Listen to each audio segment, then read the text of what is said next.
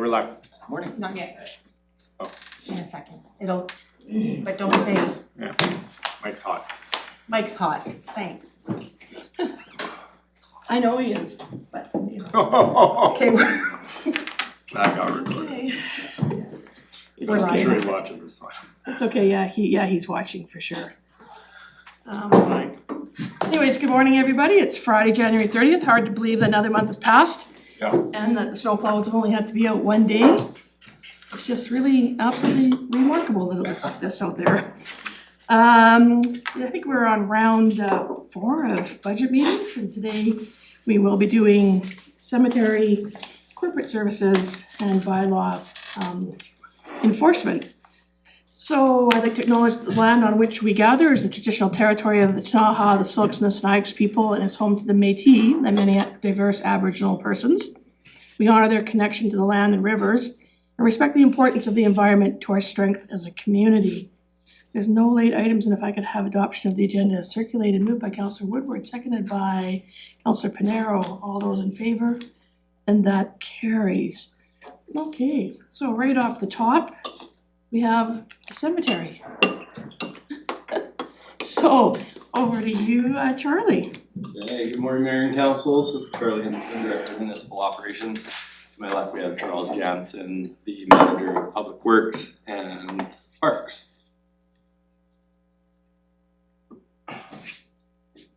Sorry, pardon me.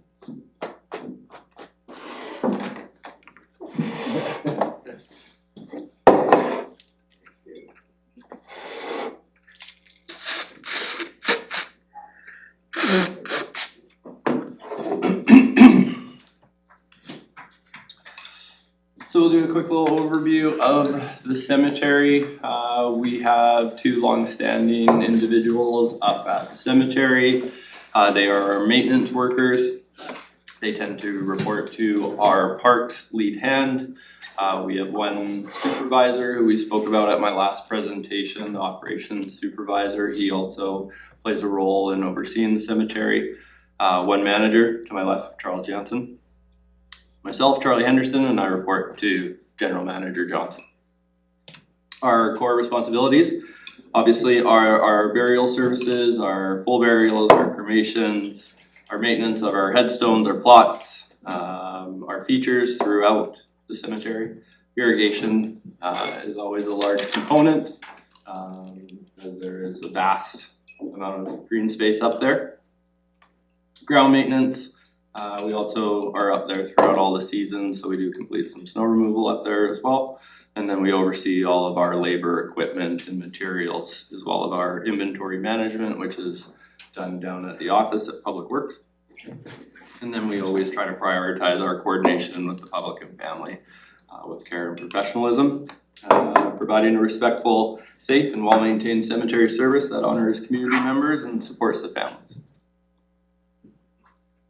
Key highlights for us in 2025 was 88 cremations, 26 burials, and the completion of the cemetery plan or cemetery strategic plan. Oh, Woodward. We had a mayor. Go ahead. There she is. Hand up, Mayor. Oh, yes. I thought this was an interesting slide because of the cremations, like 3 times as much as the burials. And I was curious, we have 1 cremation unit up there, and how long does it take to cremate a body? So we don't run the crematorium.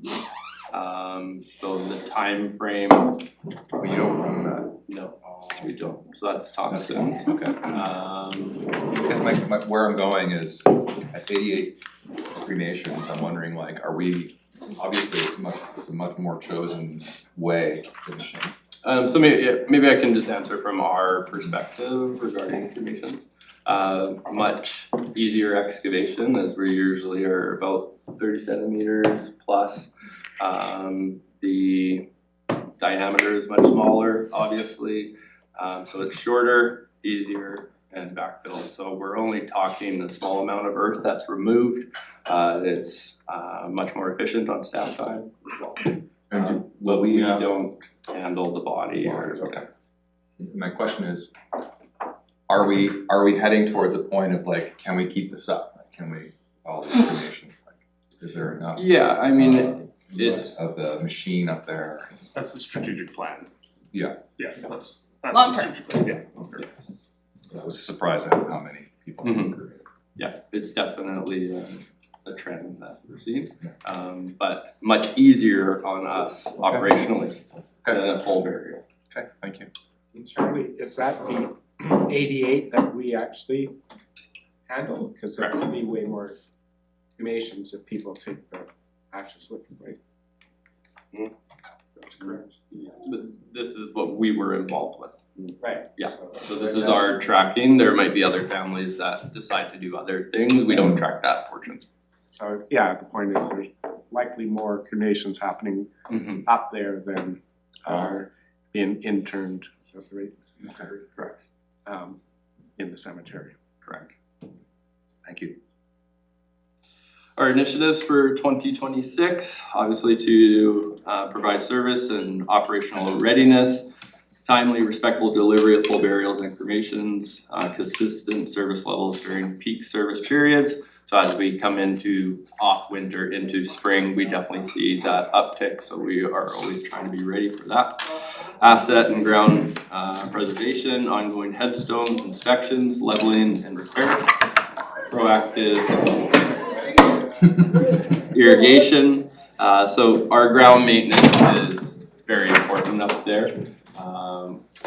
The cemetery has great maintenance with our turf and our irrigation, and we're always focused on our safety, accessibility, and long-term care. The implementation of our cemetery plan or strategic plan, adoption and implementation of that plan, advancing our capital implementation components to the design stage for 2026. You'll see this on a later slide. And progressing our 1 to 2 year capital recommendations toward readiness. Charlie, Yes. where are we with the well up there in the irrigation? So that is the capital plan for this year. And we're looking to get that repaired as soon as possible. Maybe just a bit of background on that. The well, our irrigation source up there. Correct. Yeah. So we avoid as much as possible to be off our supply and distribution, our treated water. That is our redundancy to the cemetery. But our well was having issues by turning on and off due to irrigation heads throughout the cemetery. That's been rectified, but the well pump did fail. We need to replace that in early 2026. Councillor Payne, I believe it's in there for $15,000. Yes, yeah, I believe that's in the package. Councillor Payne, Is there any possibility of collecting and storing stormwater up there? Infrastructure alone for installation, cistern, you're looking at a substantial cost to put in that infrastructure. Because otherwise it is sort of coming down and going into the wastewater treatment, so is it beneficial to look at? I don't know, just throwing it out there.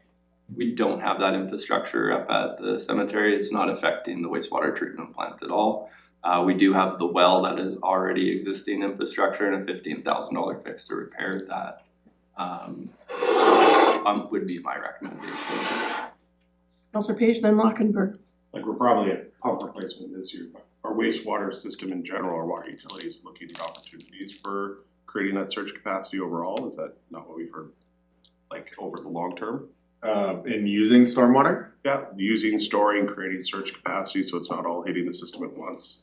Yeah, sorry, as far as stormwater management, so, first and foremost, we are working to uncouple our storm system from our sanitary system. Yeah, that's an initiative that's been happening for the last, decade and a half or so or more. So that's primary.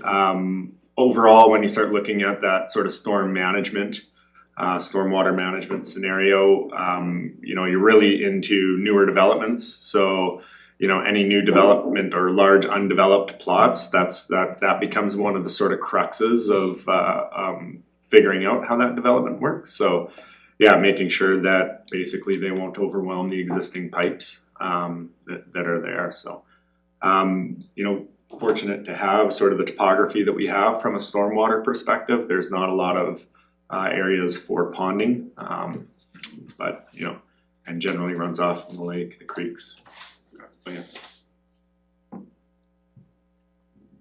Quick review of the 2026 budget. No, Councilor Hockenberg had a question, sorry. Oh, No, we can, it's about the budget. Oh, okay. Are we gonna?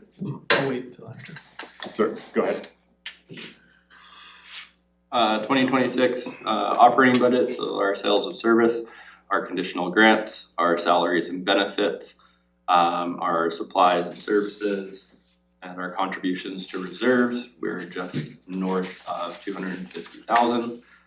We would be looking at a rate increase for 2026, an additional 25% fee in 27 and 28, included in our conditional grants of $28,000 funded by the RDCK.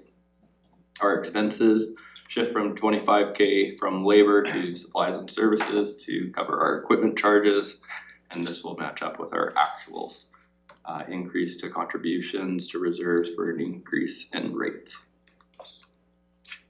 Yeah, so a bit of a different model we're looking at, and maybe we'll talk about that a bit more, but we've never really thought of the cemetery as in the same way as we thought of water and sewer, where you have fees, you have expenses, you contribute to a capital reserve. We've always contributed to what the consultants call the perpetual care fund. We called it a cemetery maintenance fund, but we never really had a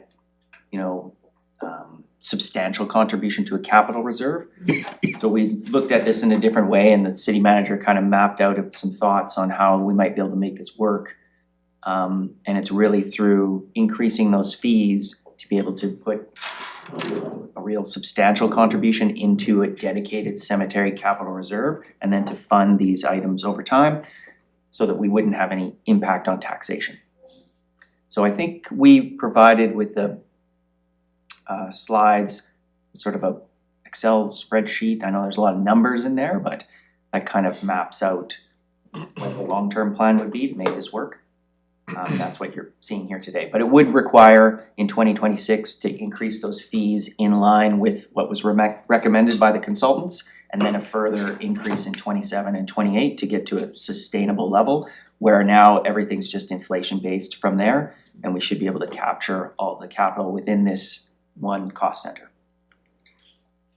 Councilor Hockenberg first, he's the vice chair, and then Councilor Whitmer. So the 25% increase is essentially offset almost entirely by contributions to the perpetual care fund. Yeah, and it's not the perpetual care fund, it's reserves. So a portion of that, 25% of sales needs to go to perpetual care fund. The remainder can go into a capital fund. So that's really that contribution to reserves. There's a small portion that's the perpetual care fund, but the majority is going into capital reserves to pay for, some of those capital projects that We should probably maybe, I know this is, we go to the, I don't know where this, yeah, that one kind of shows it graphically, sort of what we're talking about. we send out that spreadsheet and Yeah. that sort of shows that what happens over time by contributing to the perpetual care fund at the statutory amount and not beyond that. The consultant suggested that we grow this thing to like $14 million, and that would generate interest to, so we wouldn't need taxation in the future. But from our perspective, now you have to tax people now to do that and to pay for your capital. It'd be like, we could do that with Lakeside Park. Tax people and grow a big, huge fund that in the future you wouldn't have to pay taxes. That doesn't make sense to us. We should do the statutory. This will allow us to fund capital, because under their plan, capital was had to be funded by taxation. So how we've laid this out is put the 25% in from those fees, right, that's where they come from. We can leave taxes basically at inflationary levels ongoing. It's a, one hand, it's a park. It's not, I don't think there's any fear that, in the future that that's not gonna be looked after just as it's looked after now. So we're not a private company that has, would be afraid they'd walk away from it or something. So so we can make all this work. This is actually, in my mind, a really good news story. We had some funding and capital in these two other reserves. So we're just gonna create one capital fund that will pay for those upgrades that were identified by the consultant. If we increase fees, then you'd have to increase fees or taxation, and since we're so far behind on fees, it makes sense, at least from staff point of view, is to increase those fees up to where they should be. That big jump this year, and we're suggesting 2 jumps in the next 2 years, but that's kind of the feedback we want to get from council. Yeah. Is that the best way to do this? Do we jump it all at once or over a longer period of time? But I think we need to bring our fees up. I think we'll be at similar fees to, I think, Castlegar and others, and I think everybody recognizes the how beautiful that space is up there, and this will fund ongoing capital and we'll grow that perpetual care fund as well, so, and keep taxes at inflationary levels, so. Yeah, so what I'm trying to get at is is the fees increase enough? It seems to me the principle should be cost recovery. It doesn't, correct me if I'm wrong, but these fees, do they cover all of the cemetery related costs? Like, imagine that this was a park, and I get that we would fund that as a park, that would be covered by the taxpayers, I'm okay with that part. But anything related to the cemetery components, I feel like the principle should be that those are covered by fees. I don't see the rationale why taxpayers should be subsidizing the burial of other people when that's clearly a choice. Yeah, and I think maybe this spreadsheet shows that more clearly, because you'll see, the bulk of the costs are ongoing maintenance of the grounds, not the burial costs, but I don't know if we have that spreadsheet. Yeah, I don't think we have it on the slide, but we've got it as we can open it up as a. Yeah, it's in the agenda. It's in the agenda. Yeah. Yeah, if you look at that, that gives you a clear, that splits it between, so that those burial costs, I guess. Yeah, but We what can I'm pass it out as not clear on, because I'm looking at it here, is we've got well. Updated. Thank you. we've got our net operating costs somewhere in the realm of 254,000. So if you look at this spreadsheet here, you can see. I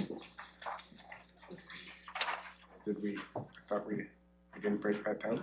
Oh, okay. Yeah, but I think I understand, you're saying that when you look at the revenue you generate from sales of services and you look at what's being contributed to reserves, that doesn't leave a lot left over to operate. Yeah, like I get the principle would be like, if this was just a park, the park portion of it, I think that's a great thing that the taxpayers, or that's what the taxpayers should be covering. And that also is the taxpayers providing a place for the cemetery to happen. So it is a subsidy, but there's one that is justifiable. The cemetery services, the digging of the graves, the maintaining of over and above what it would take to maintain it as a park, I would expect that that would be covered by the fees. But I'm not clear if it is or not. Yeah, so currently, in 2025, it's definitely not. No. You get to a point in 2028, Yeah. if you were to look at the fees and if we are able to get an increase in the contribution from the RDCK, then I think you're getting closer to the model that you're presuming. I think you would have to go even further in say 2029 or 2030 to increase those fees even more to be able to get to that piece that you're talking about. When I look at cemetery operations and I kind of look through the work orders, that portion of costs that's related just to cemetery activity, not park, is around 100,000 a year. Mhm. So you kind of need to move, We have to you get know, to a closer. higher fee level if you wanted to get there. But you know, that's something look at in 2029, 2030 ongoing. I for one don't feel comfortable with deferring those raises, it makes no sense, it's not like, you know, if there's gonna be sticker shock when somebody, hey, last year it cost me this much when I buried, this year it cost me this much, it's like, no, it's kind of a one-time thing. And just pushing it off to future generations or future, it doesn't, there's like, I don't understand the rationale for doing that, it doesn't make any sense. Why are the future people any different from the people today? Like, it's, you know, it's stealing from the future to pay, to give the present a subsidy, that doesn't seem fair. So what I would prefer to see is that we aim to get to cost recovery on the cemetery services immediately, or as quick as possible. There's no rationale in my mind to defer it, like, let's just get to cost recovery. Yeah. Otherwise, we're asking the taxpayers to subsidize what in effect is a luxury good, like that's the choice for a cemetery burial isn't something that everybody can make. And it, I know it seems harsh, but that's what it is. Yeah, so Thank you. just to explain we took what the consultant did in year one, and then we increased, they suggested 5% over time, we had those 25% just to get the conversation going, so yeah, we're open to action from council. This is the kind of feedback we want before we bring a update to the fees and charges bylaw, so Yeah. appreciate that. Councillor Woodward and Thank then you. Councillor Page. Thank you, Mayor. My query was around the cemetery master plan had quite a bit of additions to the cemetery, including whole new land sections. And just sort of reflecting on what Councillor Luckberg is saying is like, so there's operations and there's just general increases, but then there's also this implementation of the master plan, which then has, you know, costs associated with that, and wondering is that all being packaged? Do you feel like this is all being packaged? Yeah, again, if you look at the spreadsheet, you can see those capital, at the bottom you see the capital reserve and the how it's funding that capital through over that 10-year period. Right. So, and it will, at the end of 10 years, there's a, you know, $166,000 surplus. So yeah, under this plan, we're getting to that point, and yeah, all the capital additions really are for for Burials. areas. Yeah, there's nothing there that's really for park. Okay. So Thank you. That's other than, I guess, the entranceway and parking and stuff like that. That's in here somewhere, I think. Yeah. So that one you could say maybe should be a shared cost. I'd be totally good with that. Councillor Page. Yeah, it's all good conversation. I appreciate in general principles the direction we're going. One thing I just want to highlight, coming off of Rec and Parks this week and talking to our fellow directors, and in the context of the adoption of our fire main plan and the adoption of our cemetery main plan, whatever we're calling it, is the opportunity that we create to have a conversation with our rural directors.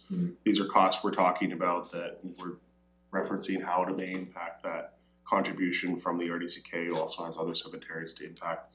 Our new fire hall will have costs, and our new hiring will have costs that impact the contributions that our RDCK partners through contract make to us. And when we have reciprocal asks around parks, around recreation, we will be challenged as a table to bring those directors into at least a conversation and consultation about how we phase some of these expenses in over the long term, because it will have impacts on them, and it will behoove us to sit down and actually make sure we're having those conversations, giving opportunity, like we did with the rural rates when they were here. And so I'm just highlighting this too around the cemetery, around these expenses on your next slide, how we phase those in, how that impact will be felt in Blewett and in the North Shore, so that at least soliciting that feedback during these decisions. Counselor Tate. Thanks. I didn't follow, which part are we aiming to get to cost recovery? Cause none of this looks like cost recovery, so. The cemetery parts, the park, not the park stuff, with the exception of the But where is it in this sheriff. slide or on here? It's not spelled out. Yeah. Where's the, Okay, That's why you have It's not a line. but I don't see it here either. Which one is, like, how would, it's not. It would be in Okay. burials, cremations, and niches, I would imagine, is that he wants to see increased. yeah, as Chris said, we're about 100,000 a year now for, the true cemetery services part of it, new burials and Yeah. that piece of it, so of that 317,000 that you see up there, Yes. 100,000 of that is for burial, so about 1/3. And the other 2/3 are maintaining, Gotcha. It'd be good to have a There. line there for clarity, Yeah. please. yeah, we can Thanks. send that detail out to you. Thank you. So I guess if you were to look at 2028 and you Yeah. said like, okay, we got $171,000 coming in as Yeah. revenue. Yeah. And then if $100,000 was your cost of operating a cemetery, Because it's 1/3 of the total expenses.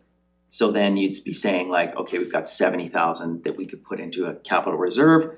We're putting 100,000 in, so you would need to increase fees a little bit more from that to be able to make it true cost recovery. That makes sense? Because the reserves is part of the cost recovery? Yes, yeah. Yeah, Because all it's the those- capital. Yeah, all those capital expenditures going forward are all of those, the burial side of it. Gotcha. Yeah. Thanks. Chris, sorry, to be clear, it's 120, it's the revenue from sales is the income, not the total revenue. Yeah, and I was just looking at the contribution from the RDCK as well. That's in the That's grant tax, part. Yeah, that's tax, so, Yeah. which fair our enough. residents pay to. Yeah, but that is for Yeah, for a in cemetery. terms, It's not for the park, it's for cemetery. it's their share of It's their share. the, cause Yeah. we can't charge, like we could charge them non-resident fees. And Yeah. Which that's my point, is they're, if an RDCK person or somebody non-resident of the city Yeah. Gets buried, they pay the fees. they pay The residents, city same as the resident. exactly, no. and the city taxpayer subsidizes them to do that. In addition to subsidizing for the park itself, so 40K to me seems like a reasonable contribution from the RDCK to fund the park side of it, because the cemetery can't happen without a place, right? Like the burials, the capital expenditures, and so they have a share of the park side of it. And like I said, the principle of having taxpayers cover the park seems fair. I mean, they benefit, but it's also a contribution the taxpayers make to the bereaved. Mhm. But the actual burial and everything associated with the burial, that should be covered by the fees. And so, and especially like if all I'm saying is, let's use the revenue from sales as the line we're talking about. Okay. The RDCK contribution or even grant contribution, they're coming from taxpayers, right? Like city taxpayers or other taxpayers, so it's a subsidy again. And it just doesn't, Again, this spreadsheet shows you what those fees are. So in 2029, when we have that full phase in, we are, 160. 1641 for the lot and 1328 for the burial portion of it, which is more getting to the top of the whole region that they look at. So we can go higher than that. I'm just saying that we are now at those higher levels. Yeah, And I get that, but again, you're kind of comparing things that are, it's kind of an arbitrary comparison. There's the underlying principle Yeah, no, would we get be it. cost recovery, just that. just wanna also comment that on the sale of service estimates, we were fairly conservative. We assumed that we're not increasing the number of, lots or burials that we do, we keep that number fixed. And that all of it was resident fees, none of it was non-resident. So when you factor in a higher amount that you're getting from non-residents, if we were to, increase the number of sales we're doing in a given year, that number would go up. So we just kind of kept it. Can I clarify something? Sorry, I keep jumping in and I'm sure there's anybody else. Councillor Lockenberg. Okay. So the non-resident fees, can you remind us again, is when we say non-resident, we're not talking about people, like for example, people on the North Shore, they're not considered non-residents. Correct. Yeah, that's what I thought. So non-resident would be somebody from That's what Kelowna. that grant Yeah, covers. that's why they give us That's- that 20,000 a year, Yeah. so Right. that they can be considered a resident. Totally, that makes perfect sense. Councillor Page. Yeah, maybe you don't need to, I was wondering if we needed to take an action. I just wanna let council know that during our parks discussion on Wednesday, the budget went through in its current form just around an inflationary increase, which had already been agreed to. But the direction then came from directors was to have a workshop amongst all the directors to have a discussion about the contribution principles and why the mix of the parks, regional park service would contribute X number of dollars to Lakeside at X ratio versus Y ratio, what the principles were underneath it. And in the course of this conversation, it feels like the cemetery is the other regional park. Like there's a very regional. But I don't think we discuss it that way. They've never paid through the park service, so it's not part of whatever that 202 or whatever that number is for the parks. I think, and this is a requirement. Yeah, they make a small contribution. It's never gone up. It's sort of a requirement. Yeah, we have not increased the fees and in talking to them, they have basically, when we don't ask them, they say nothing and don't offer, so. It does sound like something we should talk about though. I just don't wanna, I wouldn't wanna see it put in with, A plan. I wouldn't wanna see it put in with parks, cause we have enough difficulty there. And then we're gonna tell them that the second biggest piece of green space also needs to be considered a regional park. I don't have a comfort level for that, Councillor Page, but if the rest of council wants to support adding that to the future workshop, then so be it. Yeah, just raising some questions. Yeah, I don't think the parks is the right place to have that conversation, but the conversation, there needs to be a venue to, and it's only E and F, it's not the rest of the people in parks that Yeah. are part of this, so. Chris did reach out and did let them know that it's been 12 years since there's been any increase in this amount, so even inflationary would be not a lot, another $5,000 here, so hopefully they will fund that. I see in their budget at this time, they haven't put anything increased, they're keeping that 20,000 for the next 5 years in their financial plan. Obviously that's not viable, because their alternative is to be considered a non-resident or contribute. And we're certainly not, they're not paying their assessed value portion of this by any means, they're way off that. And they're not funding the park side of this at all. They're covering the sort of the direct cost of burials. They should, and contributing it, that 25% to the perpetual care fund. That's all they're contributing, so it does need a conversation, and the amount is definitely quite a bit under what should be happening. The other piece that in this capital side of it, that like we have in 2037, we're showing that expansion of the 467,000.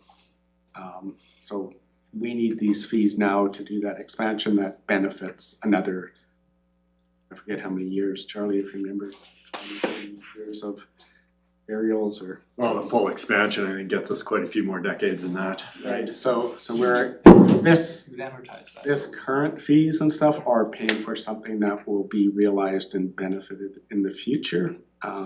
So I think probably overall, we're, like if you factor that in, I think we're probably pretty close to cost recovery in what we brought forward. Because if we took that 467 out and put it 1 year later, you'd see that.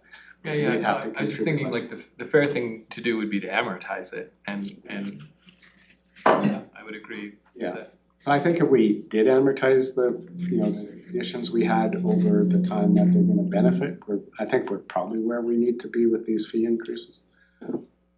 Councillor Payne. I'm really interested because I don't see green burial factored in there, and is it gonna be the same cost for a green burial? So you're using less real estate, are you not? It's like from the plan, the green burial sites look like they're boom, boom, boom, boom, boom. That's correct. I believe it's still the same amount of effort to to make the completion. Yeah, you're not paying for your plot per se, you're paying for your costs of the burial services. Okay, well, it's down here, lot and burial are divided out, so. Yeah. Okay. I think in the presentation, they said that green burials take up more real estate, didn't they? Like initially, because it's not like pulled out. Yeah, it's a big, Yeah, just initially, so after it's fully filled, it would be the same? but we don't really, are we charging per square foot? No, just a one-time thing, but I was just to the point of, it makes sense that they're similar costs, because Yeah. not only is the labor the same, but I do think it doesn't actually save you. I remember that from the presentation, so it caught me by surprise, I thought it would too, Okay, and sorry. then, and they said, no, it's the same or more. I was just back looking at the map of the green burial area, and it looked to me like they were closer together. Like by the time you put a headstone and a walking space and the whole thing, it seems like the current, there's more space between, but I didn't get out my ruler, so I will, next time I go up there, I'll take a closer look. Yeah, and I don't, Our excavation requirements are still the same, whether it's a casket or a green burial. It's still the same depth and same width. It's still the same machine completing that project. Okay. yeah, and the capital costs are,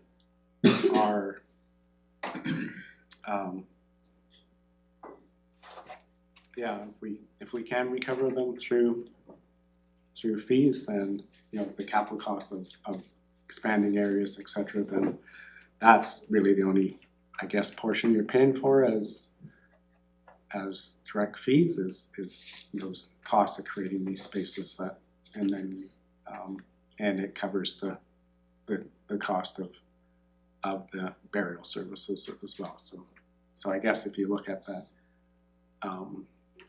the lot part of it, that's paying really, I guess, the capital over time of creating those spaces, and then the burial portion of it is paying the actual cost of doing that at the time. That might be the best way to look at it. And as you can see in the slide on the screen, for 2026, we're looking for that capital design work. So that will include the 3 projects below. That would include the columbarium, the green burial, and the trail of memories to really bring that to good cross-section, detailed engineering. And that will include the green burial portion as well.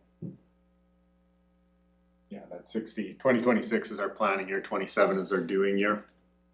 And then you can see in 28, we continue to build on the columbaria.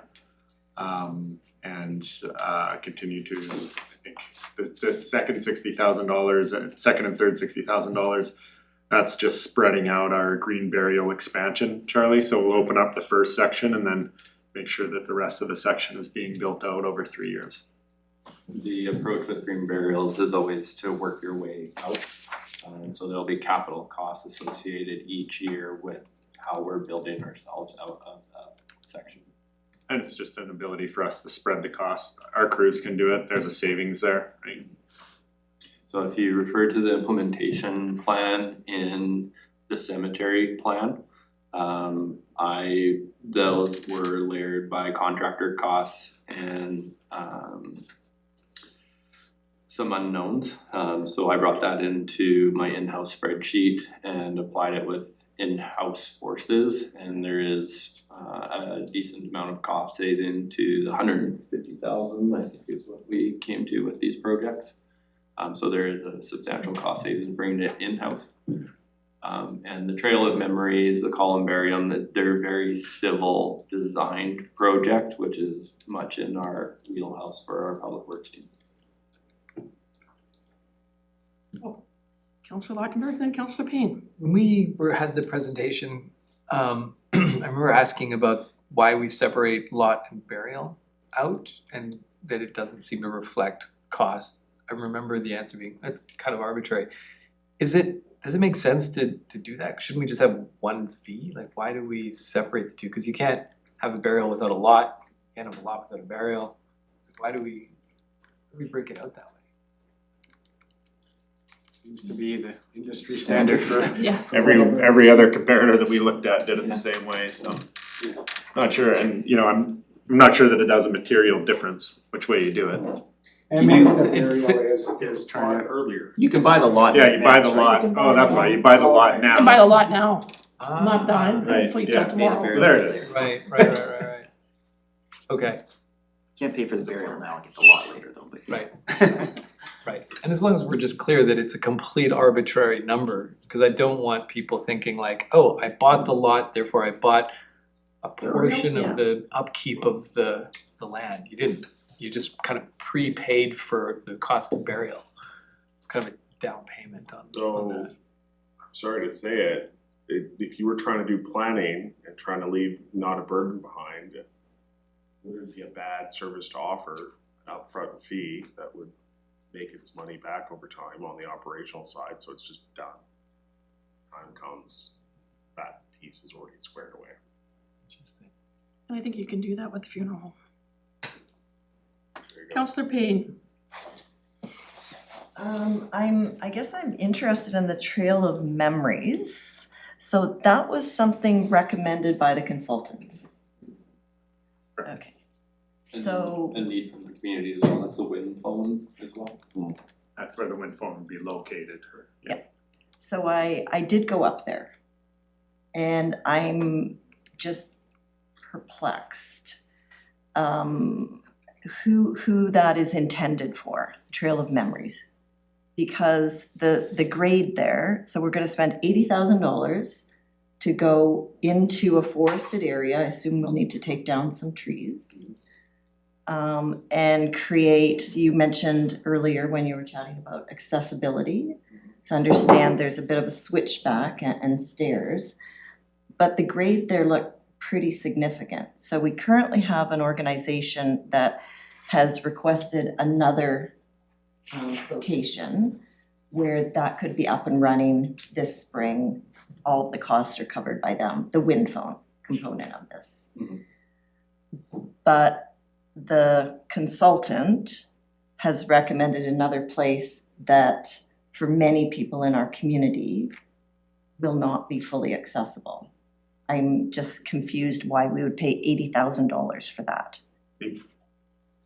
From the Trail of Memories is not specifically for the wind.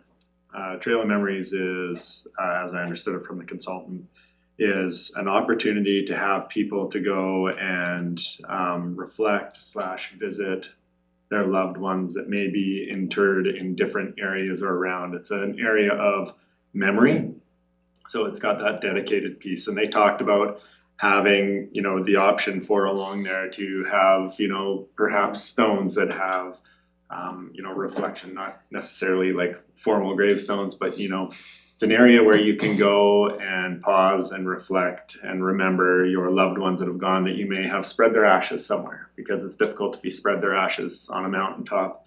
You might go up there, you know, periodically, but to be able to have that spot is what the consultant said, to have this area of intentional reflection and memory, much like the process of going to a cemetery is, right? You, someone, they're always with you. But when you go up to the cemetery, it's a different sort of scenario, right? So, the wind phone, I hear your point, and I think that that's what Charlie speaks about with the engineering layout that we're gonna do, is to make it accessible as possible, and how many switchbacks are included, and how long the trail is. But yeah, you know, the consultant had identified that as, you know, being, the wind phone being sort of cohesive with the intended use of Trail of Memories. And that, you know, the wind phone, the theory behind the wind phone, or the idea behind the wind phone, is that you're, you know, picking the phone up and having a conversation with the loved ones that aren't around anymore. So Pretty familiar with it. yeah, same idea as the Trail of Memories, right? Just not sure why we would build something that we haven't had anyone in the community ask for. like this trail of memories in one of the treed areas there. I'm always loath to take down trees, and there may be a reason, fire smarting, thinning, I don't know what, but when I looked at it, it just didn't make sense. And I'm thinking back to different, more elderly than myself people that I've taken up to the cemetery to visit loved ones, and there's no way they could make it up there. Like maybe in a wheelchair, but then I'd be pushing them and that'd be challenging as well. It's an incline. Am I mistaken? I It's on looked the at it same on a incline topographical as the map. cemetery, correct? Pardon me? It's on the same incline as the current cemetery. But all the roads in the most of the roads in the Come cross cemetery, hill, except yeah. for the connectors, that's why it's such a popular walking place, right? Cause you can go there and you can walk flat for a long way and then do a small slope and walk flat. And the same with the proposed area for the wind phone that the hospice is, you can drive right to it, get out of your vehicle, and it's accessible. I just, when I, think back to Girl Guide days, using our resources wisely, I know we have the money in the reserve, but is that a reason to spend $80,000 on something the community hasn't asked for? That is, the wind phone already has full funding by another organization, so we don't even need to contribute to that, is my understanding. So I must be missing something, why we would spend $80,000 on, I think the whole cemetery is a trail of memories. Well, I think if there's a place, you can, like if you chose to, spread your ashes of, and it's not just old people that have lost people by the way. I understand that. Yeah.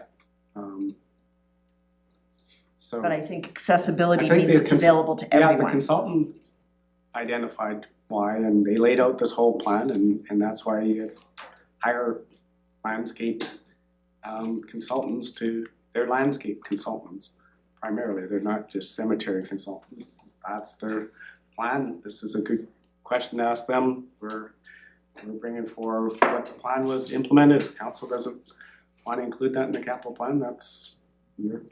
Yeah, I appreciate consultants, but I mean, we consult them and then make a decision based on the information and the input from the residents in our community, so. Councillor Pinero, then Councillor Tate. Not really a question, just, I basically was just gonna say what Councillor Payne just said, is that consultants, we consulted with them and they had their vision and whatever, and it seems completely reasonable that we would accept parts of that vision that work for our community and maybe skip some other things that don't work quite as well, and I tend to agree. All of this, I mean, the cemetery is a place to communicate with your ones that passed on, whether you take down a mountainside to do it or just hang out by the grave or whatever. It's all sort of the same. You could have cellular, in this day and age, we could have a cellular wind phone and you could just take it wherever you wanted. But, I do, it is, I appreciate the point. That's basically all I wanted to say. Councillor Tate. Yeah, I agree. So, is this in the 2026 plan? In my mind, when I saw the plan, I'm just gonna say my 2 cents worth, for what it's worth.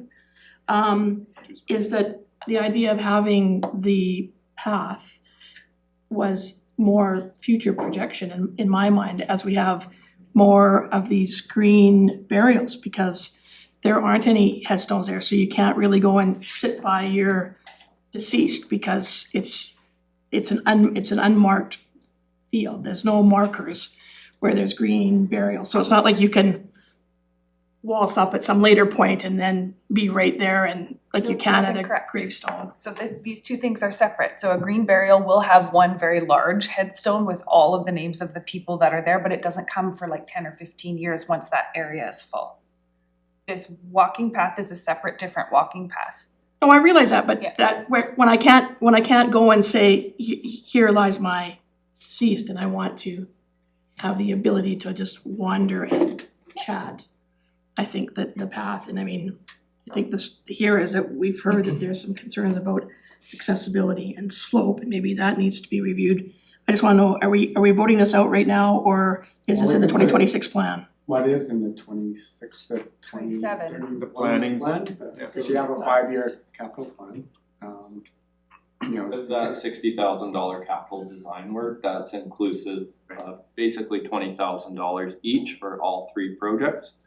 If you want to look at the design and have comments towards or have direction for that design, we can definitely take that and produce something for council to look at, or we could push it into the or we can push it. 2032 plus and it won't show up here.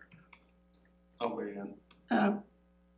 Lochtenberg, sorry, happened to get his hand up, I caught him out of the corner of my eye before I got you, Paige, I'll be sorry. so fast too. Okay. I agree with Councillor Payne. I'd push this out or just eliminate it. Councillor Page. I agree with Councillor Lautenberg. I would push the trails out. I would not necessarily take it off. I have heard from the community over the last 8 years. We've talked about wind phones, we've talked about the interface between the upper area of the cemetery and how people come into that. I think there's some trails there that intersect that these would bifurcate and bring people more formally into the area. And so I do think there's a place there for that planning, and I think it's fine to add some pieces for contemplation within that space. How that finally lands will be a discussion for a future day, but I thought we were jumping a little heavy into the capital in 2027, so I was already gonna flag that I wanted to see that kind of pushed out. So maybe that's some more time to kind of see where all this lands. And the other piece of this capital plan, just so people are, and the financial plan is wind farms and stuff. is right now we do not have a column area that's done by a private company. The recommendations from the consultant and financially it seems to make sense for us to take that on and start to do that service ourselves. And that's the other sort of change from our operations, I guess.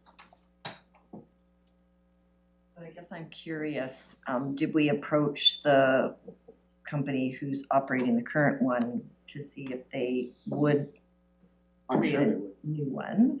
And why is it more financially attractive to us to spend, how much is that gonna be? That's gonna be the $200,000, $198,000 on that? Yeah. Why is that more attractive for us to own that, an additional asset, now that we're talking about all the facilities we have to maintain around the city? It's just another facility, isn't it? Well, we still are responsible for the facilities up there. The private company is not taking on those facilities. So we're maintaining, they're generating the revenues from them. That was, the consultant looked at that and, well, yes, you get a payback. I forget what the payback on the columbarium was, but it is a net positive for us. I think that's why. And it would be So for the private current one companies. is not a net positive, We but if don't we- own the current one. But we have to maintain it. so it's a net negative. Correct. Okay, do we know to the tune of how much? Well, it's ongoing maintenance, so, Yeah. until we have to do that maintenance, then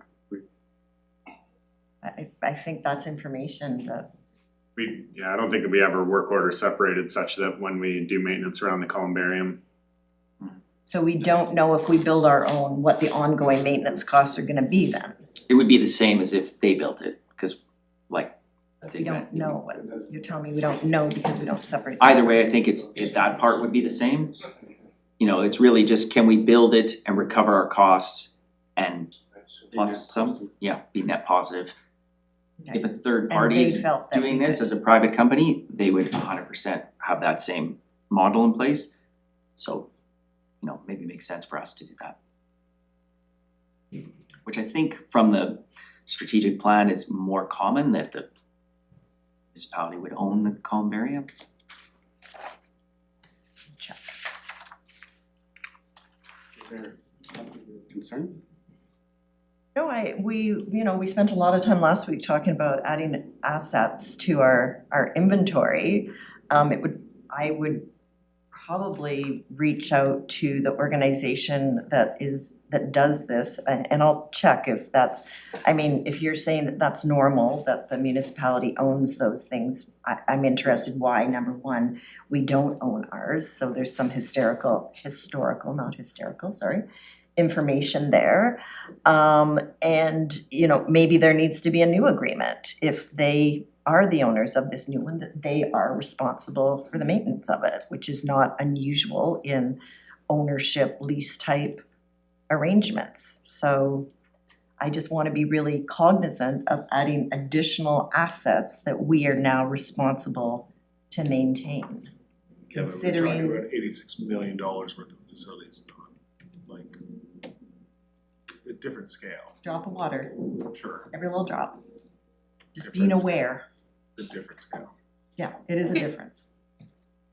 So, yeah, whereas everybody else we're gonna do the design work for this year, and like I said, we hired consultants, they looked across the province, they're experts in this area, they said it was very unusual that we're in the arrangement. I can tell you likely what happened in the past.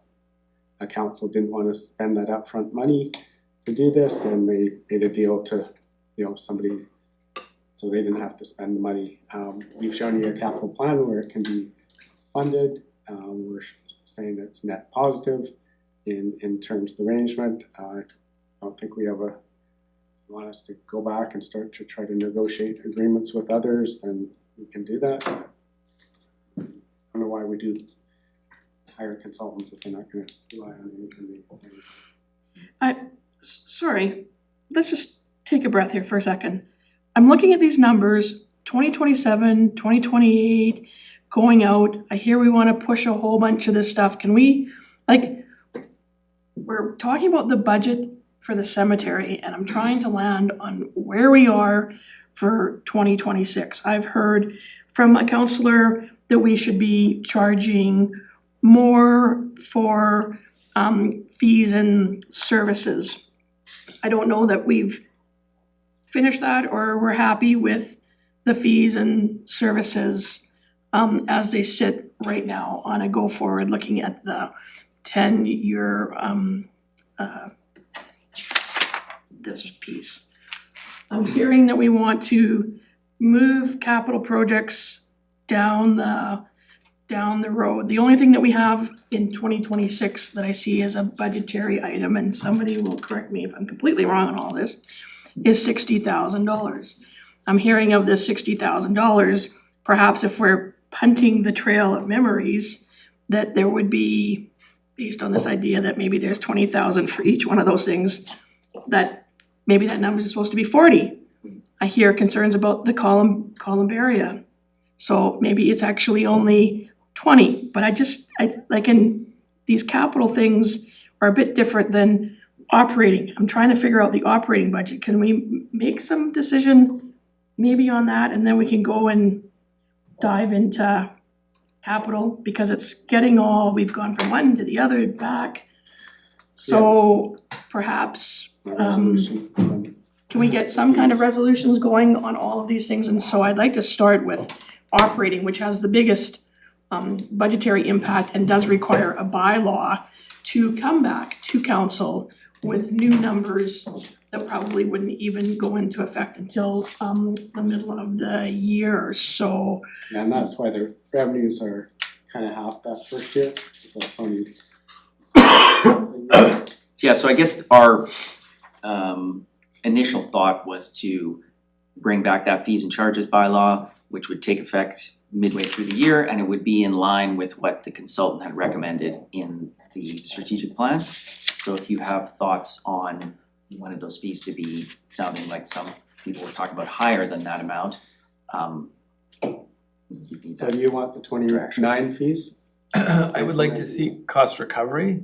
That's what I'd like to see. That's our policy. We just cost recovery and burial services is what I'd We just need, and we're saying that's the 29 fees. Yeah, So I if think that's okay. what you then want to make a resolution to. yeah, I would make that right. Can I say it with numbers? So that would mean that, like, for a burial would go from 660 to 1328. No. I'm with you, correct. 1640, oh yeah, for the burial portion. Yeah, for the burial portion. Yeah. Or a cremation would go from, Yeah, so the fees would be burial lots would be 1641, burial 1328. Cremation lots would be the 781, Yeah. burials 508. and that basically aligns with Creston and Castlegar, give or take. Yeah, we're in there. Just make the jump now. Yeah. I'm with you. Yeah, I'll second That's a that. Sorry, are we making the jump now or over Yes, 3 this is years? now. Move So that we're doing resolution it to, okay, that's what I wanted. So on this piece of paper, for those that have it, we're looking now at, in here, in the first block, decision we're gonna vote on is moving it to the 2029. My only question is with regards to the niche, can you help me understand, that's on that columbaria that's not yet built? So Correct. that one's not gonna bump over, cause it's not built. That last line, that 3,125 is not gonna bump over from 2029 to 2026. I guess the Well, I fee think it will would- be there. It should, you need the fee Can't sell there. it. The revenue won't be there. Thank you. I mean, if we're gonna make it, to change the fees and charges, we might as well, then you don't have to bring it back to change one set of numbers or 31.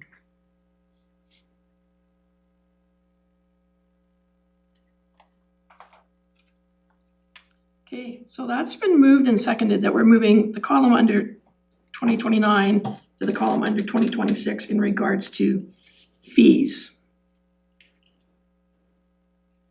Is there any further discussion on that? Seeing none, all in favor? Then that carries. There we go. So that's. Question about affordability. Sure. So what happens to somebody who can't afford or struggling to afford in this community? There's an area of the cemetery for that. Sorry? The itinerant or? Itinerant area, but I mean, I think maybe Counselor Woodward is asking more about, I'm a low-income senior and I can't afford to bury my wife now. I mean, the wife isn't itinerant, so, I'm I not- don't know if there's a fund, and I don't know whether or not funeral homes, I have to say, it really depends where you live. But I know that, like, Thompson's has always been very compassionate, and whether or not they do any kind of, like offset or would reduce their prices given the fact, or arrange some kind of carrying of financial burden, like there's so many other parts that go into this besides us setting the fees. Just thinking Yeah. like, for some people, it's gonna be challenging to cough up. It is now. It is now. Yeah, cause we're just a portion of that if you're having a For sure. burial.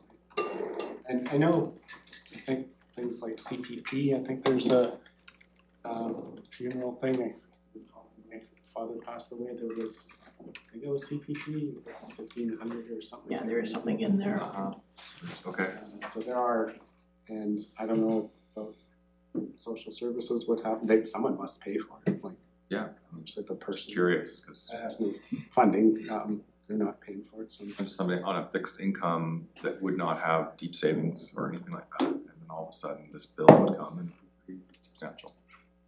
And it's obvious, it's not the, yeah, so, anyway, I know there are, I'm not sure on the social services side of how, but there must be people that pass away that have nothing and they have to deal with that person, right? Just curious.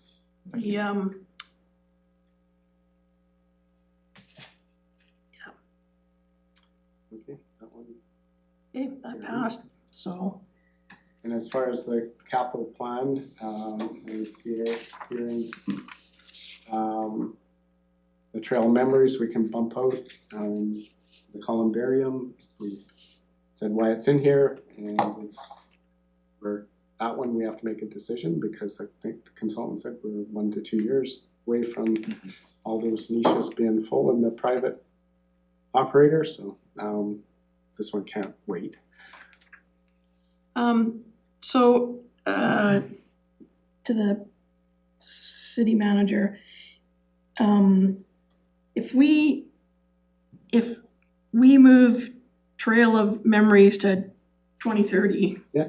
in this 5-year capital budget, and we leave the Columbia where it is, because it's 2027, can we pass that and ask for staff to come back with the information that's been asked for? And I guess the thing is that, does everybody feel that they wanna have that additional information? So like, just about the Columbia, are people have concerns?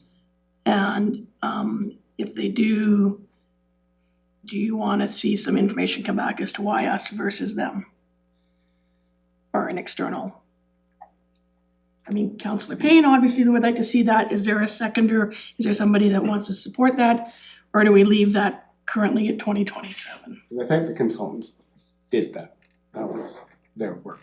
Yeah, if they've done it, it should be fairly straightforward to send it to us, shouldn't it? I'm interested to see it. I'm not attached to it, just so you know.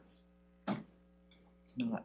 Yeah, for us to go start to negotiate with a Thompson, if there's not a true interest in that, like you either need a true interest in that, or like going to, we'd have to go back to them and negotiate something with them. If that's an interest, then They pay at least now, there's at least now. they don't pay a lease. Instead of, this was before my time, but I believe, the council at the day said, we could spend this money and get into this business, or we'll give it to somebody else. They spent the capital and there's no lease amount, or all they're paying, if I'm correct, is that 25% that they have to pay into the perpetual care fund. There's no revenue to the city, and we're responsible for the facility at the end of the day. And that comes from their fees and charges. Comes from the funeral homes, fees and charges. I'm not in a rush for anything, but It sounds like we're okay to move Just ahead. leave it there? Okay. So, but we are gonna move Trail of Memories, Out of the 5 years. Yeah, I was gonna bump it to 2032, or just keep it out of the 5-year plan. 5-year, Councillor Payne? We can have the wind phone in the plan? Can we consider having it where they have suggested, where it would be no cost to the city and will actually be functional? Does that fit with the rest of the plan, Charlie? Do you know? We will make it work. Yeah, and you know what, and this isn't a budgetary item, so we don't have to deal with it right here, so maybe this does require you to come back and let us all know where the place is, like in terms of the design within the strategic direction for the cemetery. My only concern with the location that was provided previously was a parking issue, so maybe we'll have something Just that we take a can look at cover under our operating budget for a couple parking stalls, just to ensure that we're not creating a bottleneck. Well, we can put that in the capital plan, it's that parking side of it. I like the idea of budgeting and coming back if we need to. I don't like the idea of deciding we're doing a drive-in wind phone at this moment. I get accessibility. Well, and like I say, it doesn't have anything to do with this That budget. feels right to me. Yeah. I think we have to make sure it's in the right spot. It's in the right, yeah. Yeah, Okay. so it needs another look, but it doesn't impact the 2026 budget. It Well, I is- think it might, because we're looking at, I think I just heard Charlie said we'd have to create parking, do some capital work. Yeah, so you've got 60,000 Well, there, we've got so 60, how yeah. it looks like, I mean, I think we should just leave the 60 there. We often carry, it's not like we spend all this money, we often carry this money forward into future years, so Yeah, we'll leave I the think 60 that- there, yeah. yeah, I think that we've heard. But Trail of Memories is moved to 2032, so it's out of this 5-year plan. We could change that title of Trail of Memories to a wind farm design, and then we can I agree with Councillor Page, we need to really involve all of the considerations with the wind phone. How many people are gonna use it, the parking, so I agree to keep that design capital piece at $60,000. And we will work the design of the wind phone and remove the trail of memories, if that makes sense. I think we know where we're going with this in terms of, I probably don't need to change the headers on the slides. Councillor Lockenberg, I saw your hand up. Sorry to belabor it, but is there just can you help me understand why we would, I'm okay with moving trail memories forward. Why are we moving it out of the 5-year plan? That's what was asked for, to move it out of the 5-year plan. Okay, well, I'm just gonna say 2030, 2031, I like the design and the endpoint in the same window instead of off into some future time. I think we would be taking the design The design to part, do the Design wind would phone. stay, but I'd like to, Yeah. I will just express my opinion that I'd like to keep the trail memories within the 5-year plan so that I can see them. Not saying push it way out, I'm saying we need to hear a little bit more and see what the design says, that's. okay, now I need a motion, because now I've got two things on the table, there's two different concepts there. We can bring it back, whatever.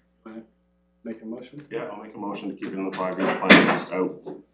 My concern was there was so much capital up in 2027, I wanted to spread it out at least, and so I'd like to really hear more about the trail over time, so that gave us time to do that. I don't think I need it past 2032, Okay, so I'm just making that is motion. there anybody in favor of that? Can I understand a little bit more before I second it? I mean, we can, I guess, how about I second it and then we'll have a Second it. discussion? Thank you. Seconded, we'll have a discussion. So, the idea of moving it out of the 5-year plan was in part to take that 20,000 of the design and move that as well, right?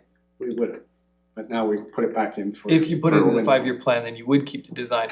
Well, I think, No, I think because we're gonna use, repurpose we're gonna it keep for- the 60,000 in there, now whether or not they spend every last cent of it. Remember, this is capital, so sometimes a capital project costs 5,000 and not 20. Because we're still hearing we want the wind phone. Yeah. What we need to still do is look and make sure that any work around the wind phone, which probably has some costs, which would fall into that $60,000. So the 60 is staying there and maybe it's 48. I mean, Okay, Yeah. then it seems fine. I mean, it's probably better to keep it in the 5-year plan because then it keeps us aware of it, that it's an issue. But I do, to Councillor Payne's point, just to be clear, I agree that there's probably some issues with it as we're conceiving of it, cutting down trees, the slope and the position and all that. So I just wanna emphasize that I agree with her on that. so this has been moved and seconded, and then we're just moving, 2030 has nothing in it, we'll move it to 2030. Call the question. Okay, all those in favor? And that carries. Thank you. I think that's it. I think Oh, I have, Councillor Payne, then Councillor Lockenberg.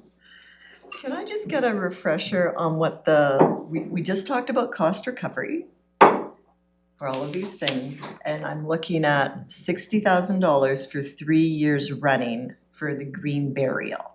So help me understand that.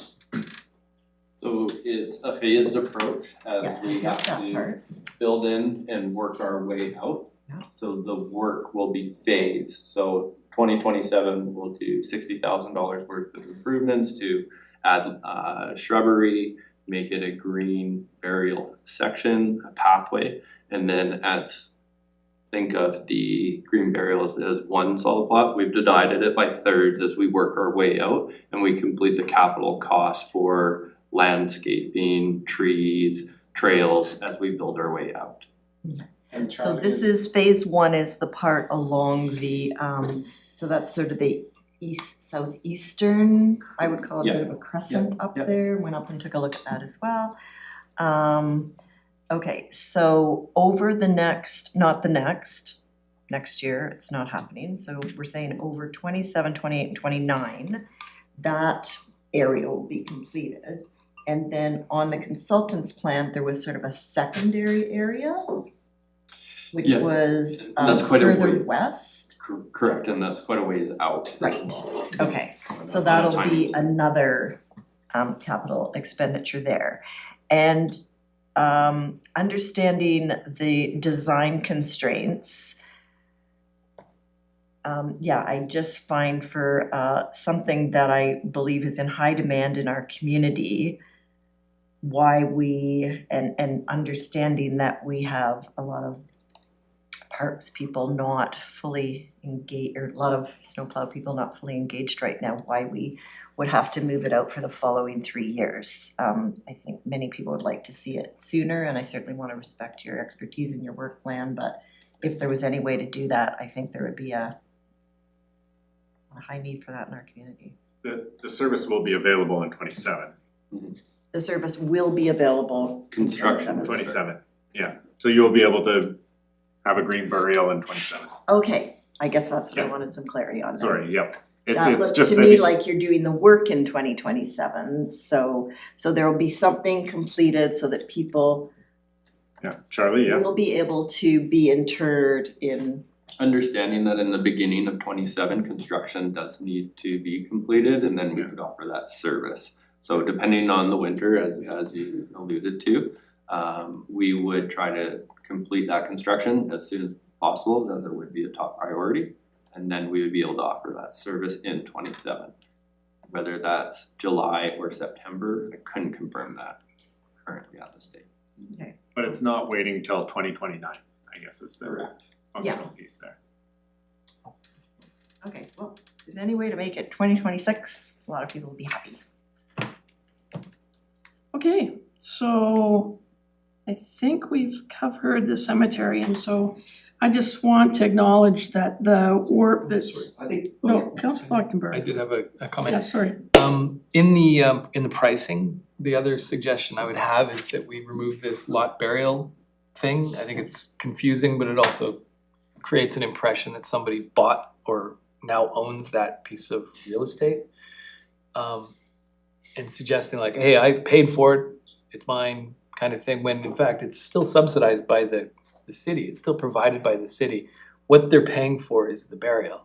Well, they're paying And so for what I the- would do in terms of that Entire lot. split price. Paying for the lot. You can't blend those together, because some of this cost isn't city borne. It's going through the process of going to the funeral home and burying people. So people that buy lots, so that's theirs. You're not getting to be buried in my So lot. my Yeah. point, what I'm trying to say is, you're paying a fee and you're gonna get that lot regardless. It's arbitrarily, it's a completely arbitrary distinction between the lot and burial. It's not, doesn't reflect reality, and it also creates an impression, I think the wrong impression. I like the mechanism in which you're putting a down payment on a piece of area and saying, hey, I'm just putting a hold on that spot for my future burial or my partner's future burial. That's totally fine. But what I would say is, it's one fee, but then there's half upfront to reserve the spot. It's basically reserving your spot. It's not like, I bought my lot. I just think it's not true, and it's also See, creates the a wrong problem is impression. that I buy the lot today, so in July, when it's now 1641, because we've done the fees and charges, and I die in 2037, I should be paying 1556. It's Yeah, yeah. about the fact that you don't buy a lot and die on the same day. So that's, right now in That's what I'm saying, dude. 2029, I'm 1328, but I should be in 2030 when I die, paying 1556. Right, and that's how it should continue. So what I'm saying is, just have it reflect reality. What we're trying to do, it's kind of like a weird. It's just semantics. This is It's reality. semantics, but it's also just weird. What you're trying to do is reserve a spot, and you'll pay the full cost at time of burial. That's it. That's what you're doing. You're reserving a spot. You're not buying a lot and then paying later for the burial. 'Cause that's not Yes, I true. am. That's exactly what I'm doing. But the cost, no, you're not doing that. You're Sorry, paying- and what's the material outcome of changing our approach on this? I'm just not clear on that It's portion. entirely semantics. There will be to Yeah. us, except So in that case- semantics. So in that And case, it's staying the way it semantics- is. That one down. Semantics are important. I mean, communications is entirely semantics. So So- if you care about communicating so- clearly, Yeah. then you care about semantics. And all I'm saying is, just communicate clearly. Why are we kind of hiding what we're We're doing? not hiding anything. As We're a- not, we're just following Well, what's the been burial- done for generations. Yeah, it's And for historical generations, semantics, yeah. historically, they've Well, I think, done this weird, no, I think burial is trying to reflect your burial costs. And that's why but it's you, not. that's why burial you fee. see in our It is. current Yes. system, why It's not. burial parts went up and the lot part didn't go up. So we are trying to reflect those, and we'll have a better look at that, and if we have to adjust in the future, we can do that, but I think it was trying to capture the cost at the time of burial versus. Maybe historically it Observing. was, but no longer. What, the I principle, I think we're not that far away, actually. the principle that I think is at play here is that the land is being provided to you by the city, by the taxpayers. They're saying, as a part of our social fabric here, taxpayers are providing this space for burial. As Why- required by the Local Government Act. Mhm. We're not required to provide a cemetery. Yes, we are. So Yeah. if we're cost The local recovery, government act, we're not Yeah. required to. Not by local government. Remember- Not by that? Cemetery. if we're Cemetery. on a cost recovery basis, and I don't know how accurate these are right now, but the lot is really paying that capital. So we have to expand the cemetery to create more plots, we have to do a green burial area, that's what that lot piece of this is effectively covering, the burial part's the burial part. So yes, the land as a whole was donated by the city, but the development of it, you're What- paying through for. What we had for the years. discussion, the previous discussion made clear that as the park, as the land and the maintenance of the land as a Maintenance park of the land. is being covered by the The taxpayers. maintenance of the land, not the development Yeah. of it.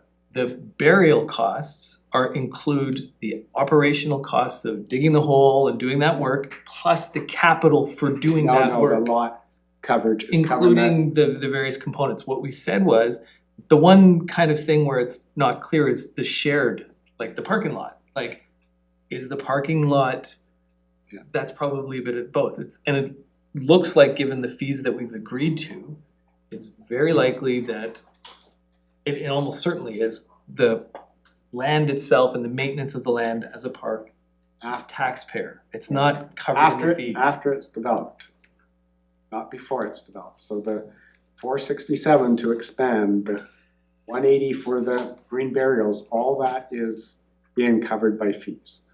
Right, which we wouldn't be doing unless we were trying to expand the burial, right? Like, we wouldn't be doing that. Like, if it was a park, Then we wouldn't need the lot charge.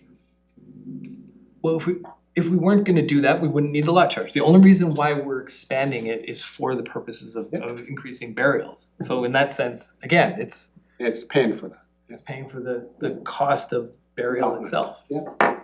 That's all my point. It was just a thing, like, why not be clear? Like, why not just be clear about what things Clear as are? mud, and- what you Yeah, it's clear as mud, but I'm just gonna stop this now, okay? I'm just gonna like, you know what?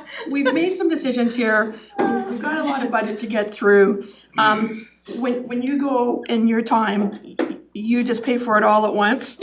And we'll leave the historic thing that all of us old timers are kind of used to and continue on. And so I just wanna say, as I was gonna say, thank you for keeping the park. I mean, I think we have one of the most beautiful cemeteries that you can go to, and I always try to go to cemeteries, and I think we all do, but we don't like to admit it because they're kind of interesting, like old cemeteries in Europe, or when you drive by and you see something up on a hillside and you know that it's some old mining site or perhaps a few crosses from the days of just constructing the CPR lines and whatever. And so, and I mean, I have 16 relatives that are there, and I will be joining them at some point in my career.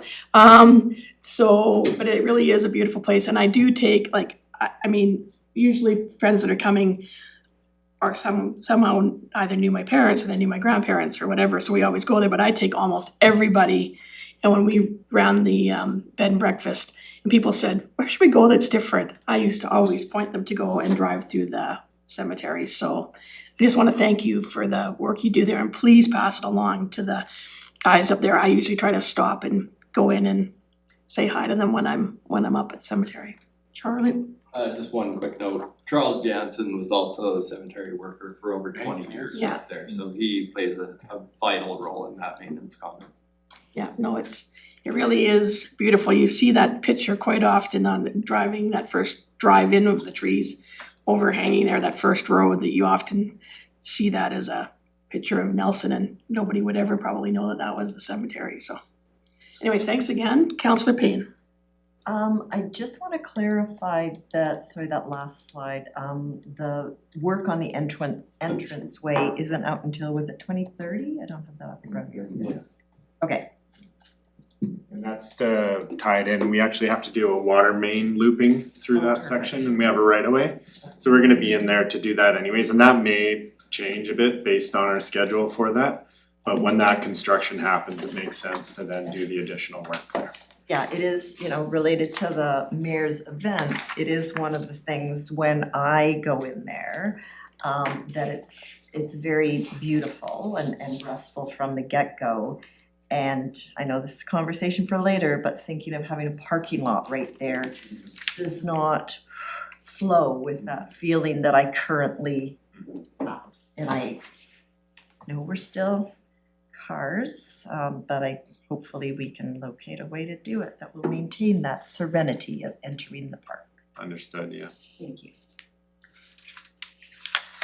Okay, seeing no other comments or questions, I wanna thank Charlie and Charles for coming today to do cemeteries. You guys have been in the hot seat a couple Fridays now, so once again, thank you, and I think, did we get everything, all of the direction that we so, need? And so we will see, sometime mid-year fees and charges bylaw come back to make these adjustments. Okay, so that's where we are. Okay, on that note, thank you, and we will take a break for 15. Yeah. Three of us in one little area, Charlie McKinney. Which means it probably it's more like 22. Oh, yeah. Negos.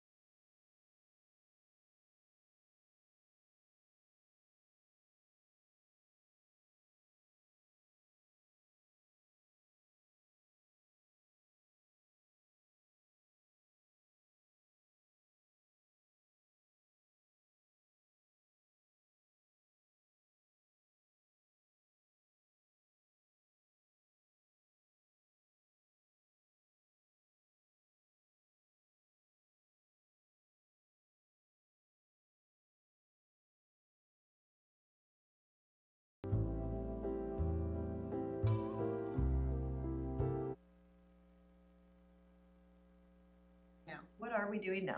It said cemetery was all morning, so now We're just moving on. We are now on to corporate services. okay, so we're down to this afternoon's agenda then.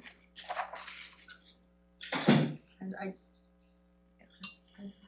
for the record, we are not required to have a cemetery according to the Local Government Act. I stand corrected. Thank you, Councillor Tate. I was with you on that. I had heard the same information. Happy to be wrong on YouTube forever.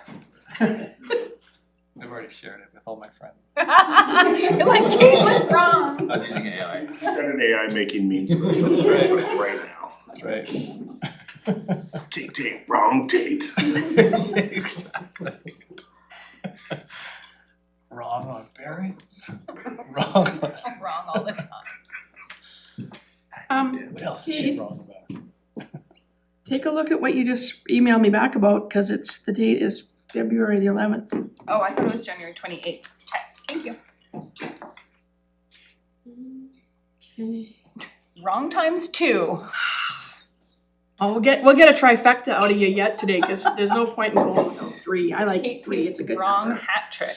Okay, so we're doing administrative and corporate services budget review now, and in the hot seat, we have Sarah Whitten, the corporate officer, presenting today. Is anybody joining you? No, I guess maybe Amy if we get into the budget, whatever, but. We will get into budget, but Director of Corporate Services.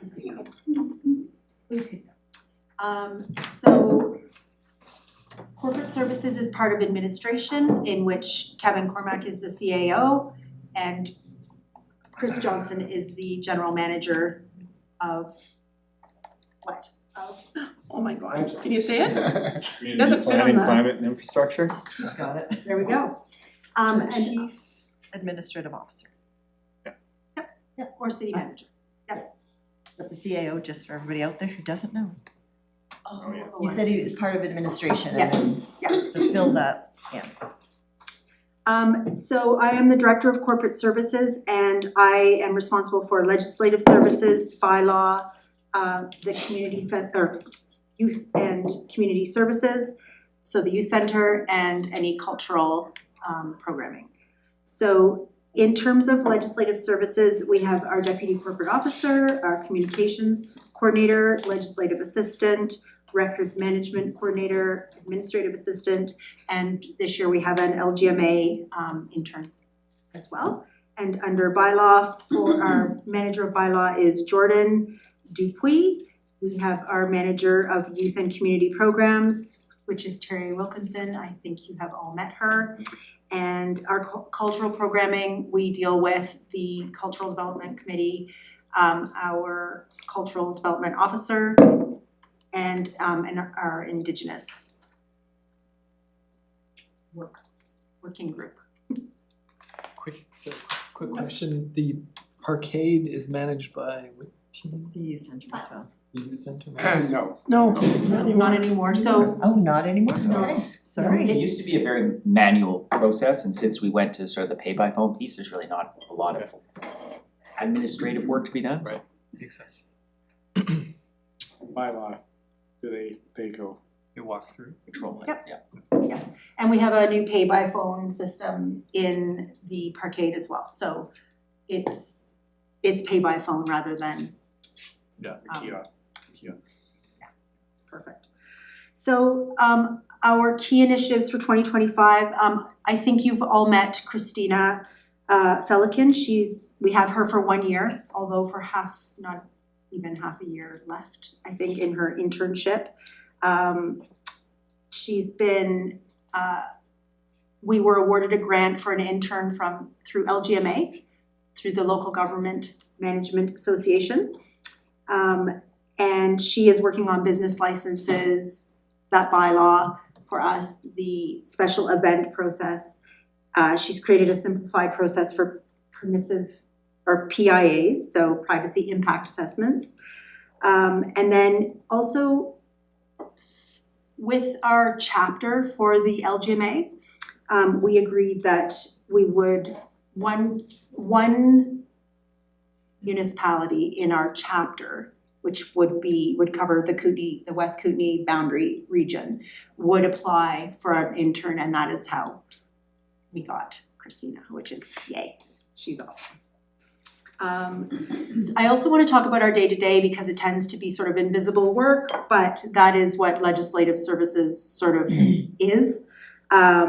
We've done council minutes and agendas for, believe it or not, 54 council meetings.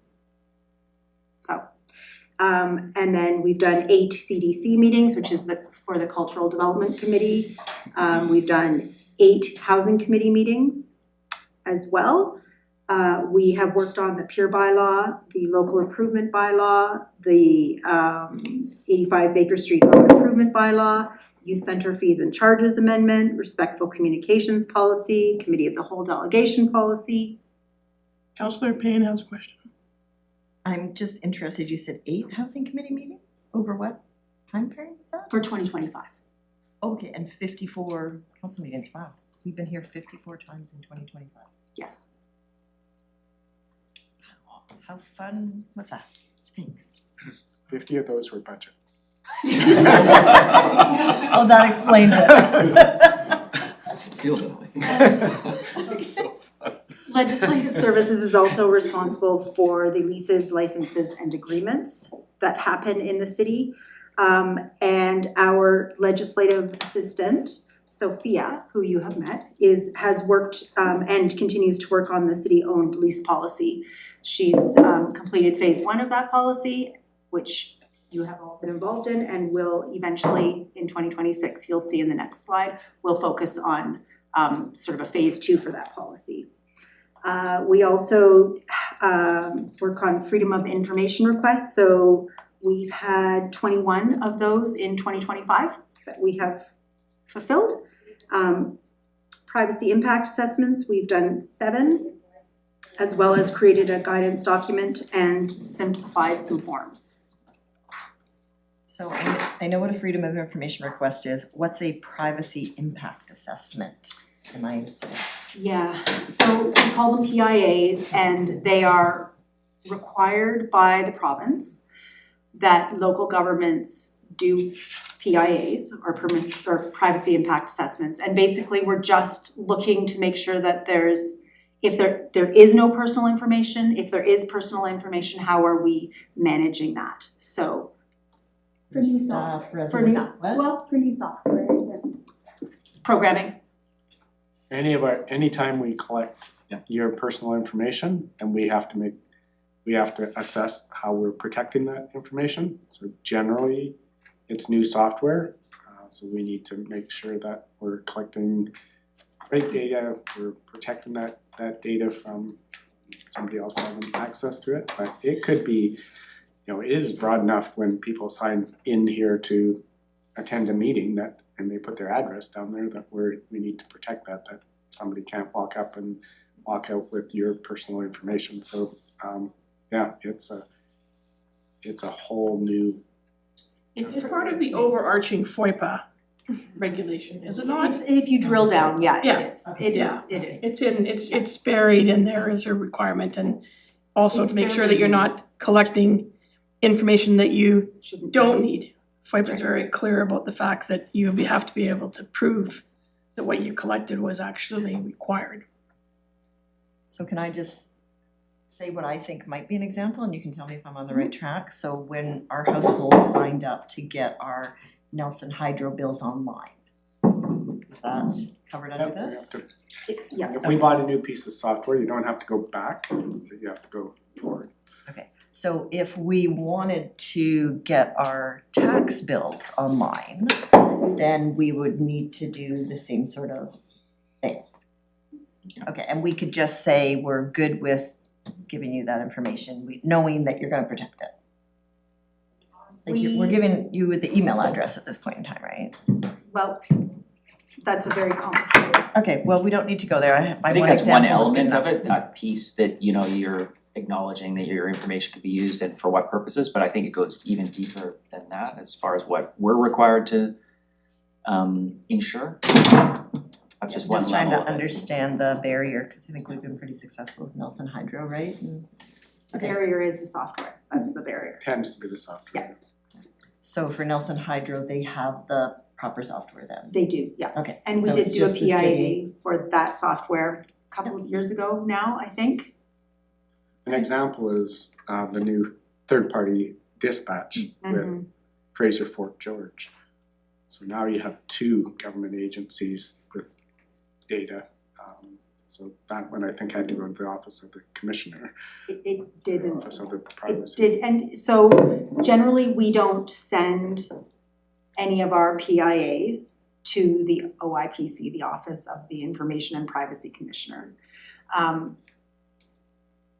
if they ask, we want to be sure that we're ready with them. And it also slows us down a little bit. We have to think about our process and think about how we're protecting this information and how we're gathering it. And are we informing people and how long are we keeping it for and who has access to it, all of those sorts of things. Okay, so we don't have the software for our tax bills, but when people say they wanted to receive the newsletter, that's a different thing Oh, yeah. because they're volunteering to give us their information. Oh well, okay, just trying to sort it out. And it depends, Okay. you know, like they're not telling us their age or, their sex, their, all this personal Do you information. know that on my tax bill? No, Right? but the other If thing we're not is- collecting that, right, or to get a newsletter. Yeah. Right? Well, and they also, to be eligible to receive the electronic newsletter, there's a privacy statement that they have to click past. So that is we would have done a PIA on our website, on that platform. Okay. Thanks. Just a recognition of these extra levels of. It's layers and layers and layers. Yeah. And of course, tying into that is our records management piece, which again goes back to PIAs and FOIPA and how we retain documents and what we do with them. Our records manager, our coordinator, Lisa, has been working really closely to bring our records up to a current standard. So getting rid of all of the documents that are on paper that we don't need to keep. That's one thing. Can't keep, actually, right? Yeah, we can't. It's just not, for many, many reasons. So she's done lots of shredding, large volume of shredding, a lot from finance. Like, these are just records that we, for some reason, have kept and we don't need to keep them anymore. And we have a program that we follow, and so we need to retain certain records for a certain number of years, and that's all documented.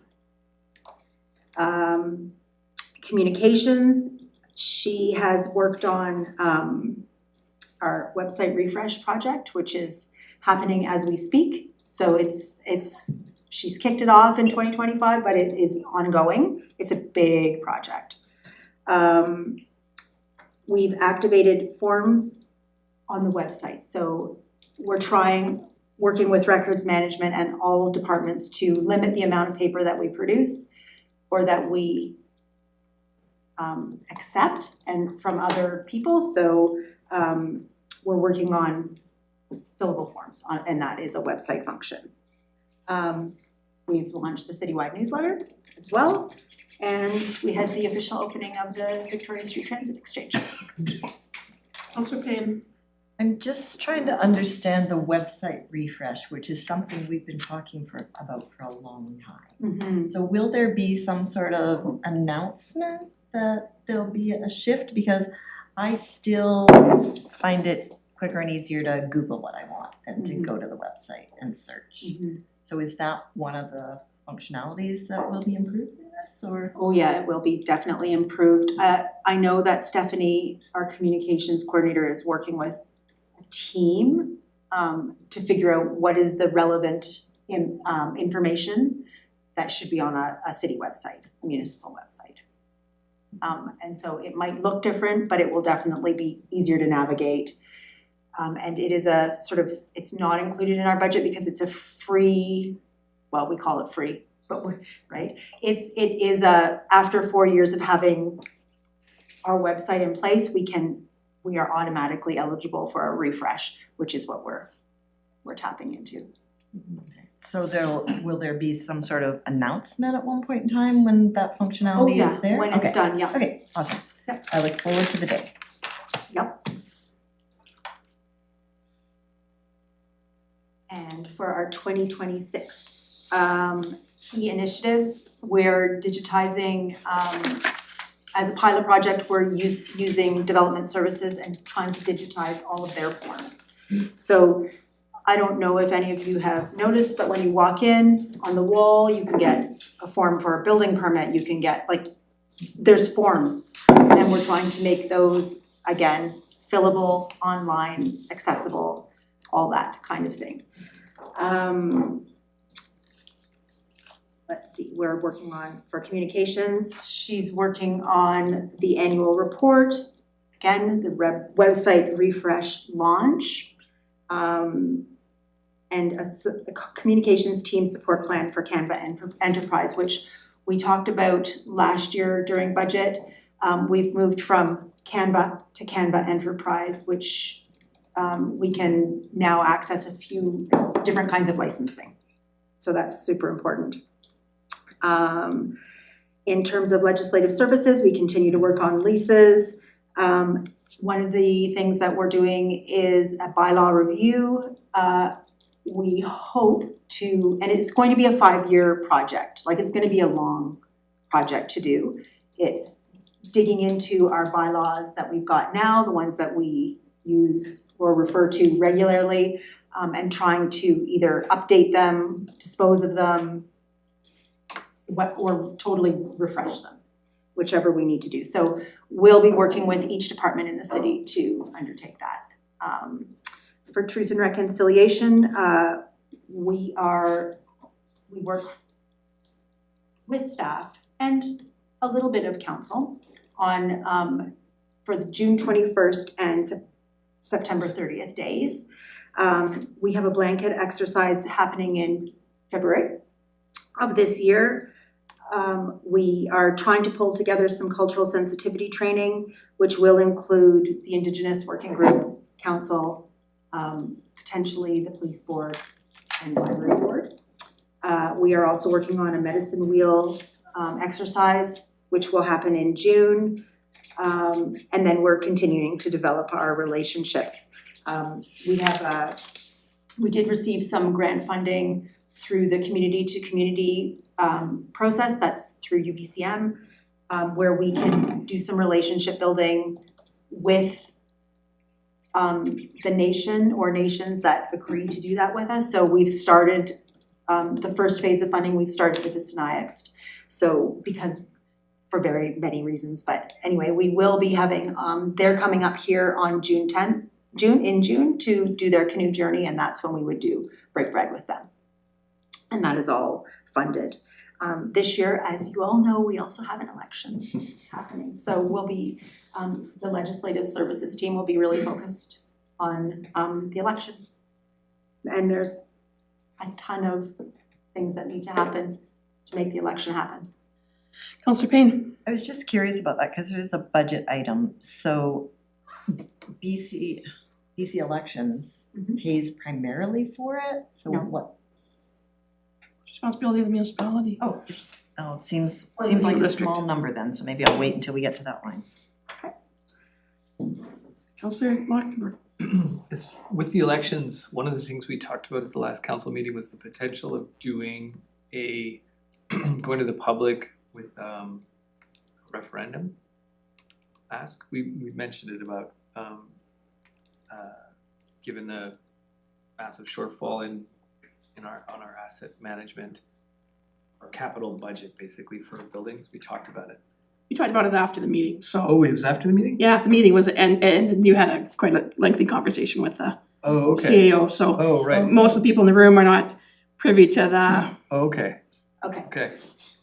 Anyways, so the conversation was the potential of bringing to the public what our shortfall is, or what the picture looks like financially for us in terms of getting our buildings up to speed, and that sets the context so that when post-election, for those of you who are still here, if you did decide to dispose of a number of buildings, the public's got kind of pre-warning through the best communication opportunity we have, which is an election.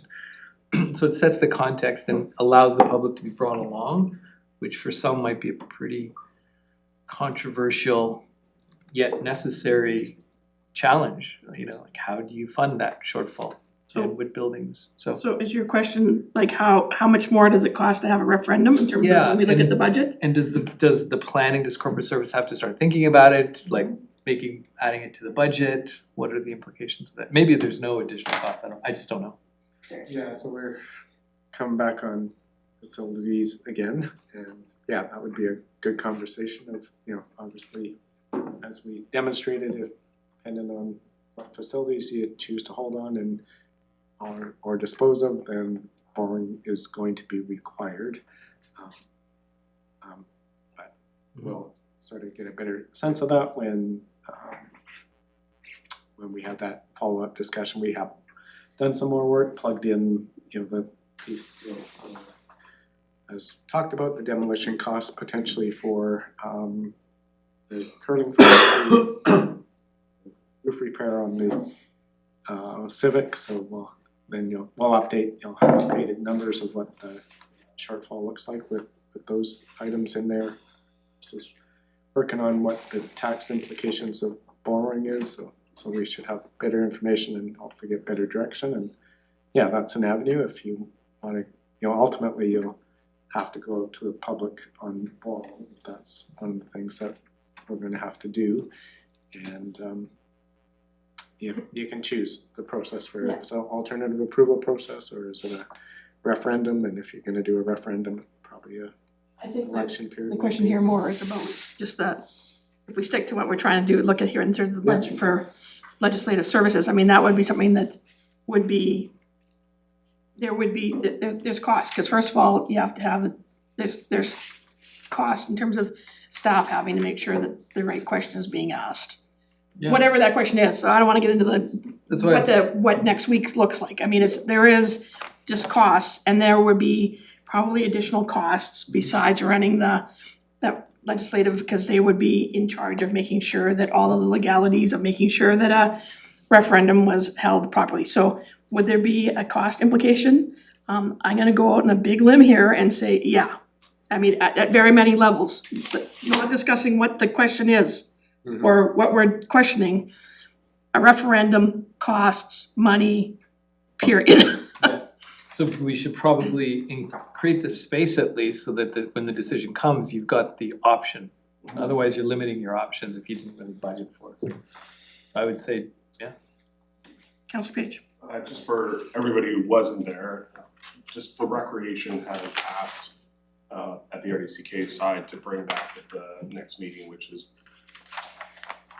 end of April, specifically around a potential service to fund capital improvements on the recreation campus as options. That's not the direction to be. It will be the campus, but it's to bring back those options of just to pick up on that outcome. It's options on how you could propose it in a referendum. Yeah. Okay. So just letting the table know, because if we both end up doing something, it should be in alignment, right? Complementary, like we're not in a space yet where there's any clear direction. It's just simply picking up on that engagement, understanding that people did communicate, they were willing to make an investment, and figuring out potentially what that question might be come election, and could include a scope beyond just the traditional services within S226. So my question to Mr. Jury on this point, so that you don't labor it too much. If the decision was made that we need to have something, and say, I mean, I think it would be on the high end, we're budgeting 20,000 to have the general election. If we were just to say that a referendum also costs 20,000, do we have somewhere else that we can get that besides taxation in 2026? Yeah, well, even these election costs, the 20,000, we take from surplus to do those one-time costs. So in terms of getting all knotted up about adding more now, if the decision comes in June that we wanna do something, and we know that there is money in surplus that we could draw on, we're not coming back to do a financial adjustment. Yeah, I mean, we do a financial plan amendment just Yeah. to cross the Ts and dot the Is, but Yeah. it would just be add 20,000 for election expenses, 20,000 Yeah, for it's not like we have to build it in Yeah. now.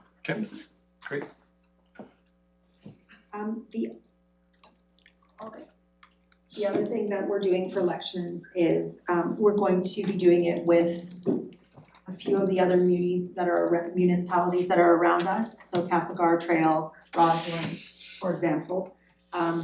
We're doing a pre-election workshop. I know that Jesse, Councillor Woodward, you were involved in, so you want to be a councillor. Yeah. We'll be doing that again. We did this in 2022. We'll also be doing a new council orientation after the fact, probably in November. I have no idea where, but again, with a group of municipalities, focused on municipalities, not regional districts, but focused on municipalities.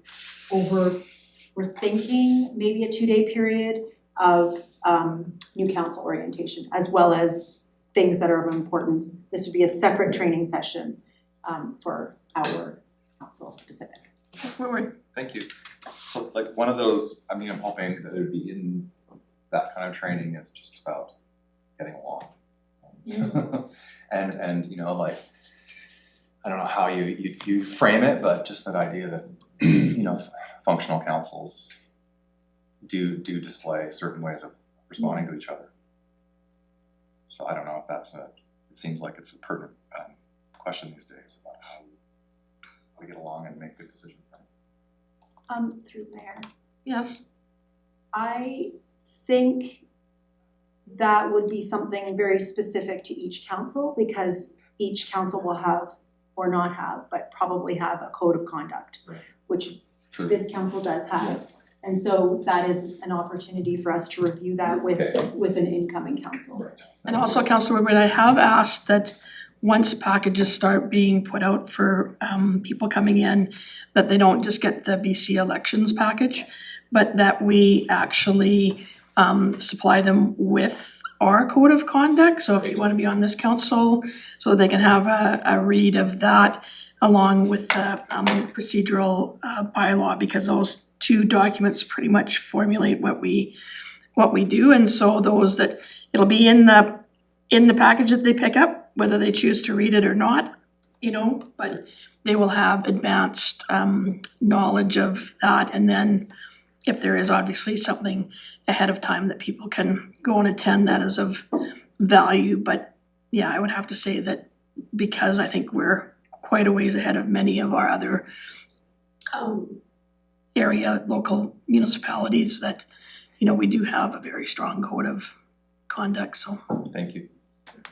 I'm sure that the subject will be covered in the Council orientation, I Yeah. think so. yeah, so, you know, obviously that's important. Yeah. Choosing to, hopefully when you're choosing to work with a group of people for a period of time, that 55 meetings and 54 meetings in 2025. Yeah. Thank you. So I'll just quickly go into the operating budget right now.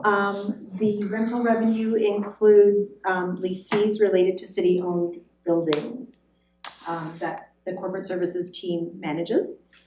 The conditional grants, you'll see a decrease in those because that included the COVID recovery funds, which was for records management. So in 2026, we will have used up all of the funding from that.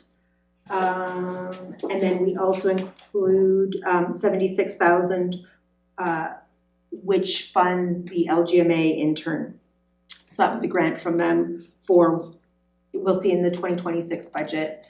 That's part of the 76,000. Oh, part, sorry. I'm like, That's not the whole, yeah, that includes your COVID recovery What's left of funds, it. what's left of that, plus I think there was maybe 20,000 was for 26. 26? Okay. Okay. Perfect. And then we see salary and benefits, they're increased due to the election. And our legislative coordinator is leaving. Right now she works part-time for Nelson Hydro and part-time in for corporate services. And so she will be coming full-time into corporate services, and so we see an increase in the salary and benefits.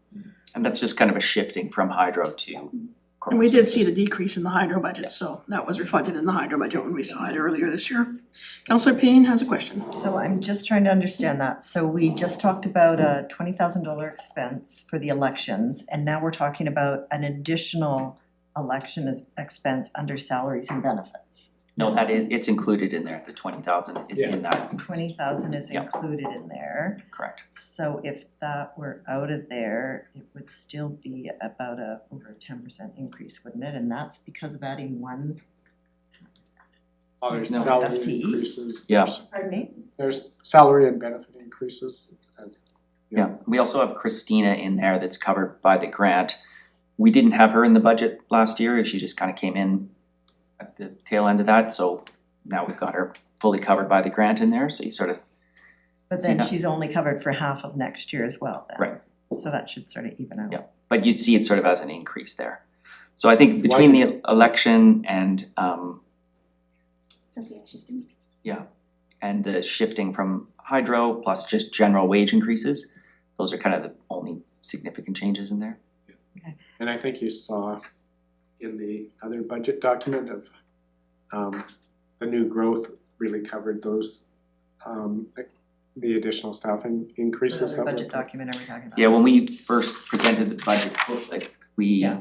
capped any staffing increases at the amount that we're getting from new construction. So the additional revenue, 50,000 from new construction covered off the administrative cost increases. And we've shaved a little bit off as well in the supplies and services, rather than outsourcing to a third party or contractor to do scanning and shredding, we're just gonna do it with our own staff. So you see the decrease there, the 11%. So that additional taxation revenue is not in here. Okay, and the majority of the employees in that department are under which bargaining unit? They're not, they're excluded. They're not, that's what I thought, I just want to clarify, thank you. Okay, so those wages are just market, basically. Set by your policy, actually. Okay.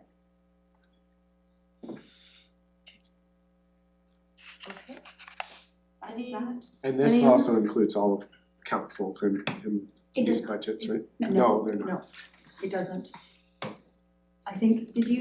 Yeah, the legislative expenses is in its own line item in that big summary sheet, so we typically don't have a separate budget Okay, slide for them. okay. But you can see it all in one line on your sheet. So that legislative line is just council. Yes. That's just- I was gonna ask that next, thank you. Thank you, that is all for me. Unless you have any questions about the Freedom of Information package that you received yesterday. I do have a question though. Okay, Councillor Tate. So this a little bit falls under you and a little bit, we talked about the succession planning when HR was here. I was just curious with regards to that. It sounded like we were looking at some big shifts in the next few years and whether that, like, does that fall into this budget or is that all HR when we're talking about succession planning and recruitment, big strategies and that sort of thing? HR. That's all, and that was in that budget? Mhm. Yeah, okay, thank you. Yeah, we haven't really budgeted anything extra for that at that stage. Okay, So we, we've done some different things. Yeah. Nelson Hydro, we promoted someone into a position of more responsibility, so there's additional salary cost for that person.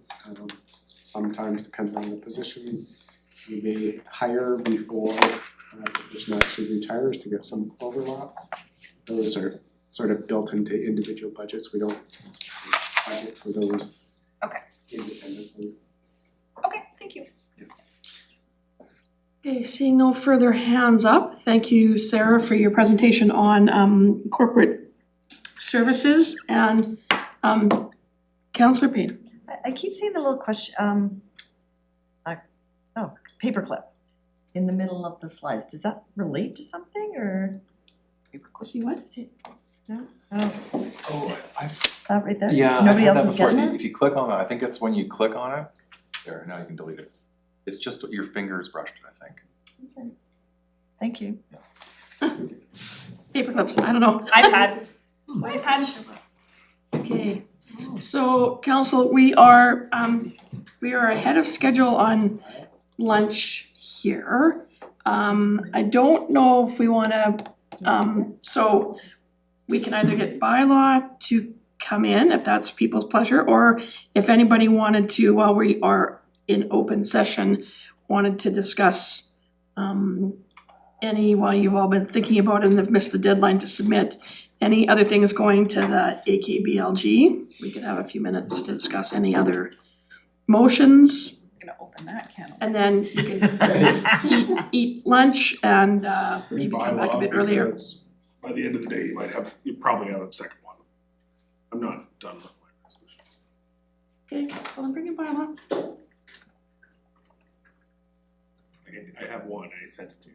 Yeah, I saw it, I'm a little bit afraid to open it up, so I'm just like, cause it just came in a weird, it looks strange. Whatever system we sent it off of, it came as a very strange looking email into my account. It's $365 for my corporate account. So after bylaw, we're completed for the day. We are. Yep, we went through cemetery a bit more efficiently than I had forecasted. This is the opposite problem of last year. Last year, half an hour into it, I was already like, yeah, we're not getting through it. I think we gave ourselves a bit more time this time to be comfortable and. Yeah, we've had days when we finished early too, I mean, it's not like there hasn't been years where we haven't finished and I've thought, oh, yeah, we're done, it's 2:00, it's whatever. But maybe, yeah, okay. No, go ahead. I was just thinking maybe after lunch, we could spend half an hour just to talk about that overall budget again, because we started there, everyone got it, and we've gone through all the presentations now, and yeah, exactly. We still have something coming next week. Maybe next Friday, another I budget. just. And I was gonna sort of do a. And he's doing Summary then, the but- summary then, so Okay. maybe people would just like to go home earlier today and then know that we might be here longer next Friday, or might be finished short too. Oh, I know. Councillor Payne? We did get a page from transportation. Are they coming in as part of the climate group, or we normally have them? Don't we have transportation come in and talk about? Like public works and capital projects, those things? No, I was thinking Jody Cool normally comes in. Oh, and like talks. vehicles? Vehicle purchases. Well, here, the Yeah. sheet I have, there's one Yeah. called transportation, so I was assuming it was under there, but whatever you wanna call it. But transportation is your snow removal, your public works operating. We did have Charlie Henderson come and talk about that and the capital project. We have had Jody come and talk about equipment replacement in the past. We didn't this year, but we did talk about a few of the items that were in the capital plan for him, but not just general equipment replacements. There wasn't a lot to, just replacing. And we don't need to talk about transit. Yeah, I did, yeah. I was just sort of picking those. Just curious how that affects the budget. Highlight. Yeah, because we made a number of changes, Yeah, that have I improved didn't know efficiency and all that sort of stuff, and I assume there is some money flowing into the pot from that operation? Am I We have to mistaken? sort out a few of those things. Yeah, we don't normally have a specific transit presentation either, but That can be, yeah. I get that part of it, but we are the operator, yeah.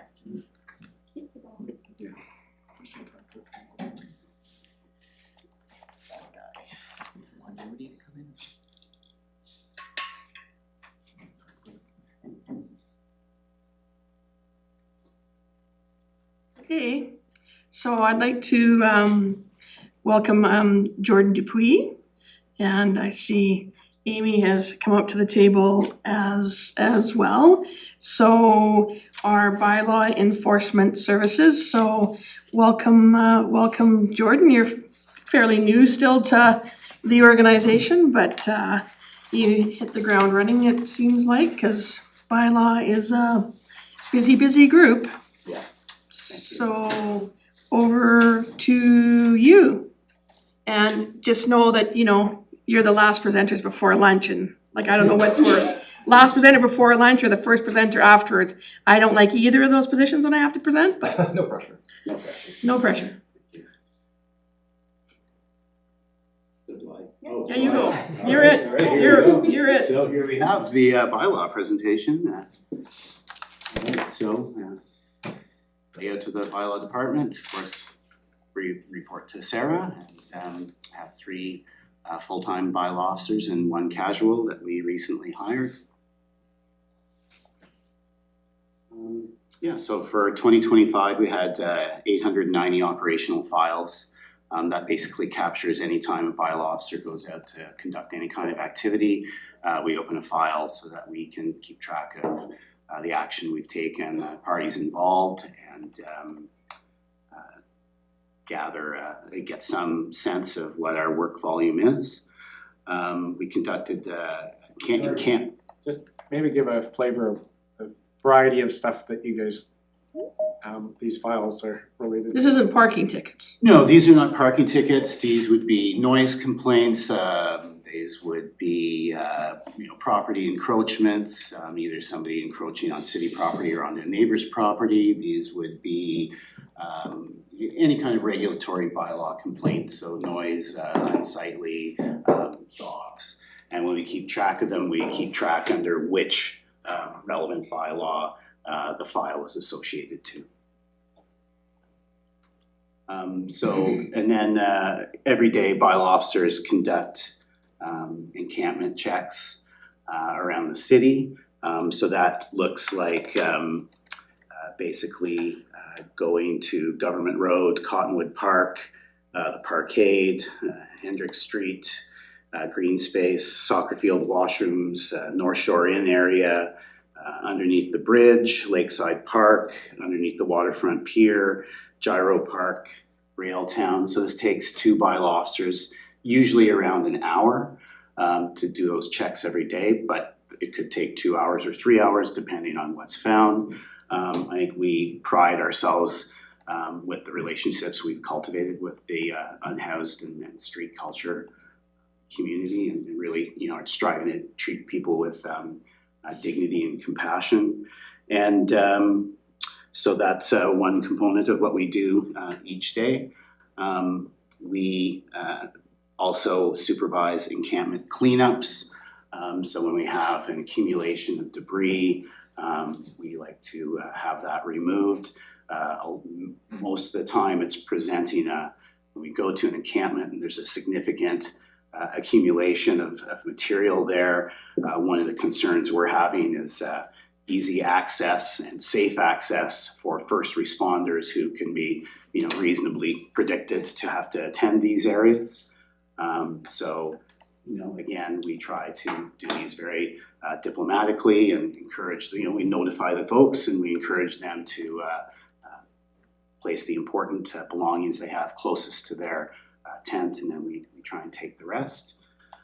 This is a good time to remind the public that, dropping off old mattresses and headboards and refrigerators and other things on Government Road is just costing the whole community.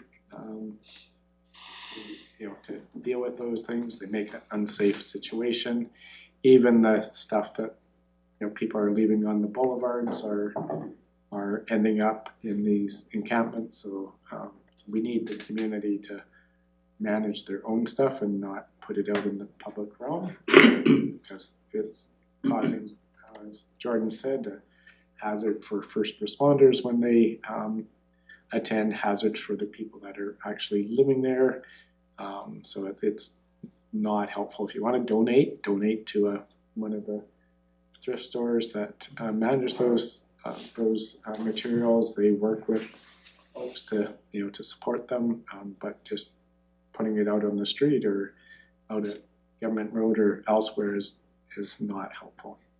If I might add to that, Chris had the suggestion, and we're in the middle of redoing the traffic control bylaw, and we're looking at making sure there's a provision in there that would seek to limit when or if at all people are allowed to deposit the free piles, right? And if we had a designated time, that's one thing, but I think we're seeing paint cans, we're seeing like tons of electric appliances when there's no electricity, we're seeing radiators, like different car parts.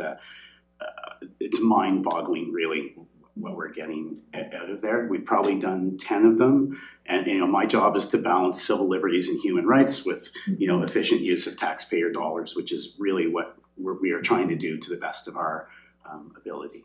So far, I think we're being successful. I think once Government Road opens, the intention of bylaws is to enforce the criteria that exists in our park bylaw, which also applies to all public spaces where we would be encouraging folks to take down their tents.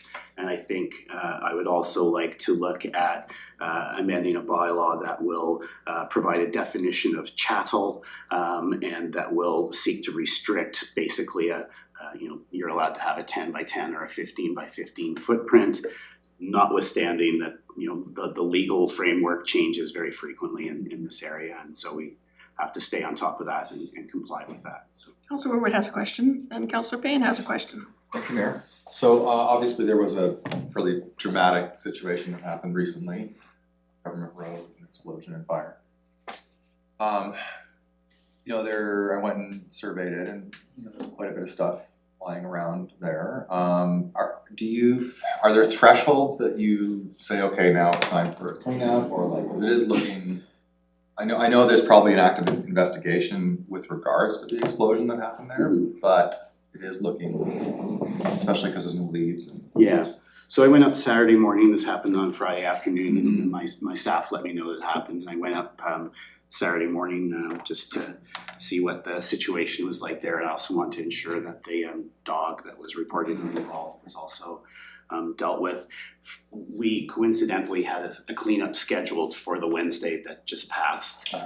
So we were up there Wednesday. We had Grey Owl with four people up there, and I think we were looking at about 6 hours spent. Did we take everything I would like to take? No. But there's that balancing piece right there, and we work with our partners who have been great. I've been able to call and get somebody in the shelter. I'm able to call and get somebody a tent, brought to them, or a sleeping bag. So trying to manage a complex dynamic to the best of our ability. So in terms of a threshold, it's just we're going up there every day, and when we start to see that spread. But I think also we need to have more conversation around this subject because of what happened. And how do we want to deal with this in the future? What's it going to look like when Government Road opens? Or sorry, the Government Road housing opens. So So in terms of a threshold, there's no it's just going up there and okay, this has gone too far, and then weather dependent. Yes. Okay. Thank you. Councillor Payne. I'm very excited that we're being proactive around the encampment visits. I don't want to call it surveillance. I know you have a name on here for it. The encampment checks, thank you. When did we start doing that on a regular basis? Because it's not something that I've heard spoken about before. Well, it predates my arrival here, so it kind of started when we had the encampment out here. Bylaw was there, and so we've been doing daily checks for 2 years. I don't know if it's. I don't think they're daily. Okay. Yep, we do. So they do patrol the parks, and that's always been there for a long time since we've had these. That's part of their duties. Sarah, go ahead. And we've really used, one of our bylaw officers, Heidi, has really worked hard to cultivate relationships, and so try and use her because she has that strength. So I mean, I would invite anybody to come down there and see the reaction of the folks to us, and you will see that we have worked hard to keep a good relationship with them. They don't fear us coming, they don't complain, we're transparent with them, and like I tell my staff, there's nothing here that's we're gonna definitely make this happen. At times it's just better to take the step back and give it more time. Yeah, I just feel that checking parks and checking encampments are maybe related, but they're not the same thing. We've always checked the parks. I mean, I know that the bylaw truck goes past my place up to the cemetery regularly, and it's not an encampment site as far as I know. So I know we're checking the parks. But they are keeping an eye on any new camps that they need to address? No, that's what I'm saying. That's great. Okay. I'm glad. And they have been since we had the encampment out front here. And if I could, basically the spots we look to check are the places where we've known through our experience, like, people are showing up underneath the pier. And we have found folks, right, like, that are, in need of medical care and that sort of thing, so I think it's a worthwhile thing, cause it's not designed to move them along, it's designed to like, hey, are you okay, what do you need, and go from there, so. To be fair, sometimes it is to move. Certainly, if there's a tent set up in Lakeside Park, we're gonna ask you to take the tent. And, we've had problems under the pier with, someone did vandalism to all the wiring under there and things like that, so. Yeah, it's to be proactive and, hopefully we work closely with the street outreach and, as a partnership, they're there to try to find them where they can get housed or what support they need and. Anytime we're doing an encampment cleanup, we notify all our partners well in advance, and many of them are down there, working with the folks in advance as well. Awesome, thank you. And I think the other thing to understand here is just the cost of, and I think we've brought this up with UBCM administrators in the past, that, now this cost is, or the system not working is falling on local governments to pick up the pieces, and as Jordan mentioned, an hour to 3 hours a day for bylaw officers was something that was part of the reason why we have 3 bylaw officers now instead of the 2 that we traditionally had. So there's a direct local cost to this and nosing further. Can you give us an idea of how much it costs? Maybe on average, you said Rail. 6 hours. I know, we added something to the budget last year, I can't remember how much that was, it sort of 30 grand, covered that, 30,000, yeah, that's right. Annually? Yeah. Perfect, thank you.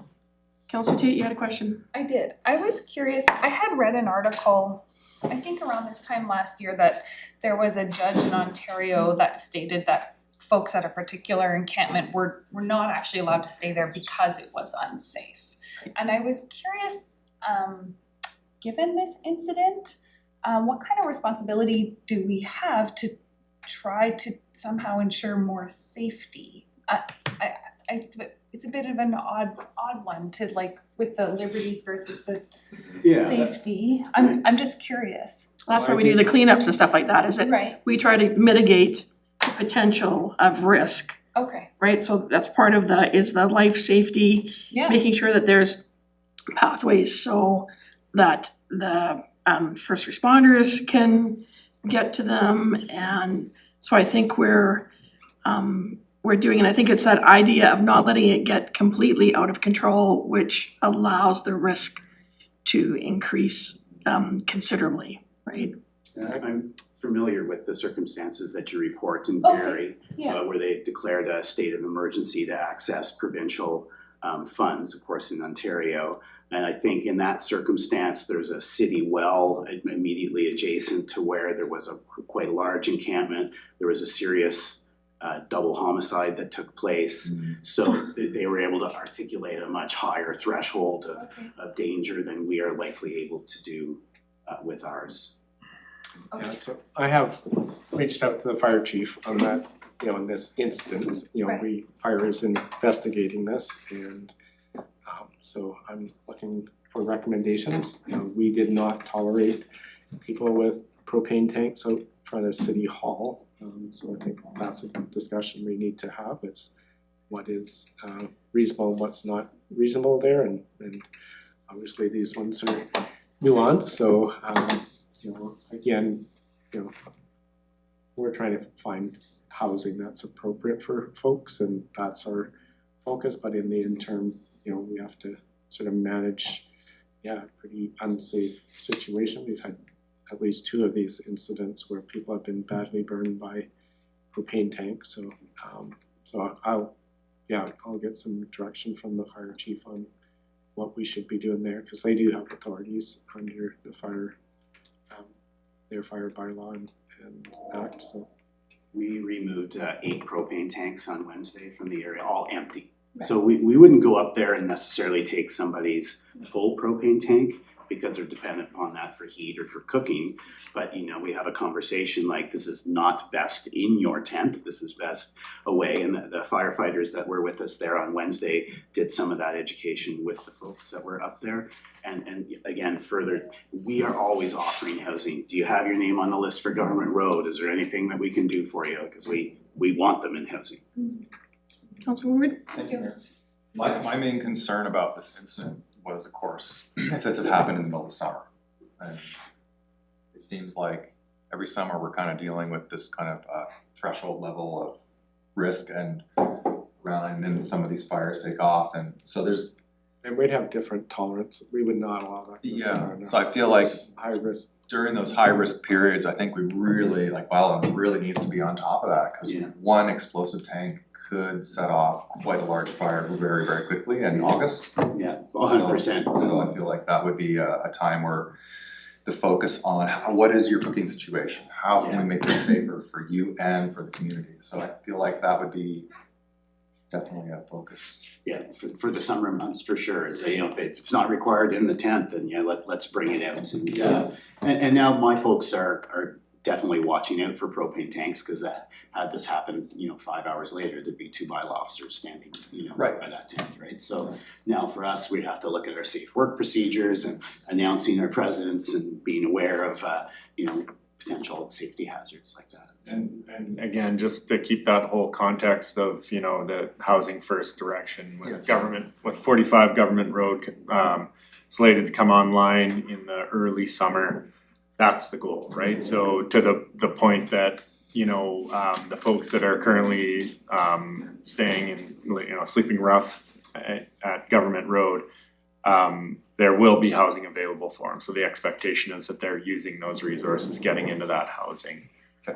And so that sort of risk of having, you know, the number of people living rough like that should go down significantly as they're in appropriate housing. Thank you. I'll just continue then. Oh, sorry. Just wanna, it sounds to me like Bylaw is treating every situation as its own situation, and I think that is really good. I think we need to applaud that and continue, because it's not a blanket thing, it's not, and you know, the particulars of every situation are, the context is extremely important. So this last one, for example, it's my understanding that the person had serious mobility issues to start with. It's freezing cold, and they have a propane tank in their tent because it's freezing cold, and they, I believe, had no legs. So you're or a severe disability. So they're not able to go to a warming station. The context is really important. It's not just, so I don't worry as much about like to ban propane tanks. I think we need to look at individual circumstances and the context in which they happen. And from what I'm hearing from what you were saying before, it sounds like, although that might take a while, it's what you're doing, and I think that in this situation is really important to continue to do that. It's these are individual situations with individual circumstances, and we can't really treat them as like just a big blanket thing. Exactly, and so we're drawing the education piece first and foremost, and there's so many different factors. There's a current drug safety alert because of the sedative effects of what's going around that really, you know, so the fire, it's a bit more complicated than what's in the media, but yeah, there's a lot of different factors there that kind of came into play in that circumstance. Thank you.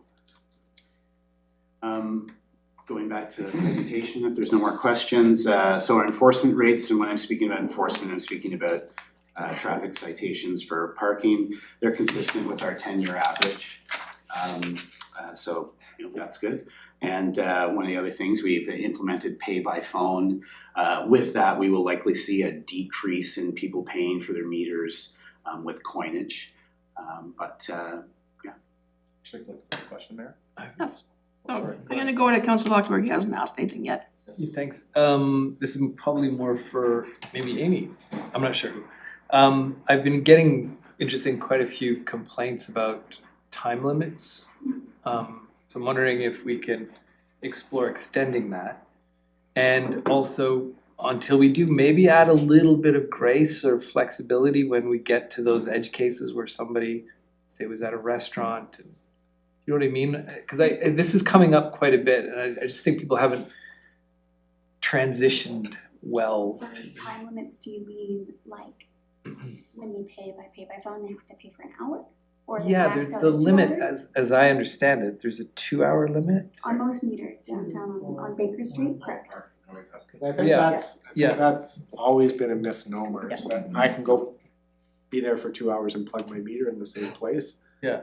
That has never been the case, cause the parking was meant to move people along so that someone didn't sit at a meter Yeah. for all day. I got that. What I'm getting is that before, I didn't see this level of complaints, and so some things changed. Well, because Yeah, you could just you can't renew it once you book that 2 hours, You could just keep dropping coins in and Before you- exceed before the you time. drop it. right? Yeah. That's what's changed, even Okay. though the system or the rules were the same, when we manually did it, there was no one that said you can't put your I got it. coin It in was there. easier to circumvent the rules before, now it's tougher if you're. So I guess those people that were staying extra at the Mike's place and Right. came out and were like, And they now plugged what the do I meter. do? They used to pop the meter, now they're like, they have And no choice. Park in the parking. And back in the old days, Yeah, and now we got the messages on the thing, yeah.